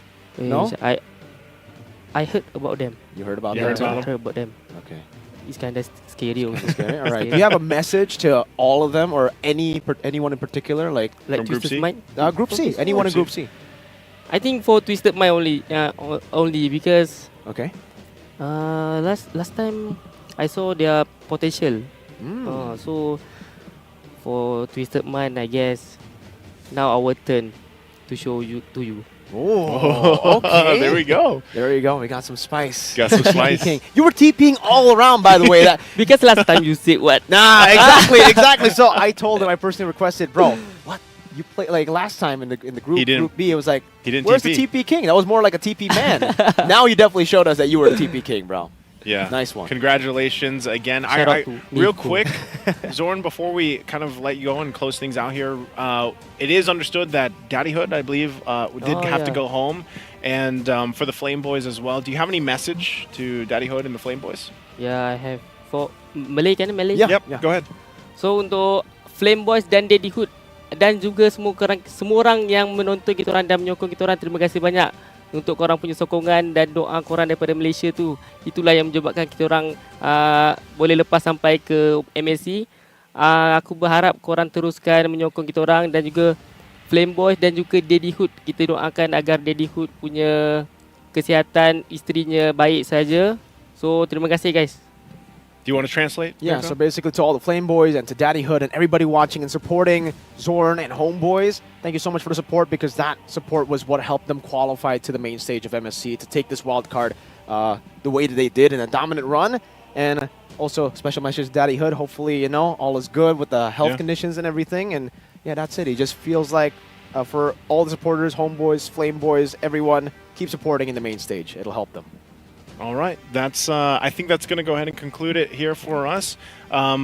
Again, Zorn, congratulations on locking in the slot. You guys look amazing, very dominant, and that's going to be it for here for the wild card stage, guys. We have completed all the teams now going to face off in the group stage for the Mid-Season Cup 2024 here at the EWC. It's Mirko, it's Zorn, it's Naisu. We'll see you guys in the group stage.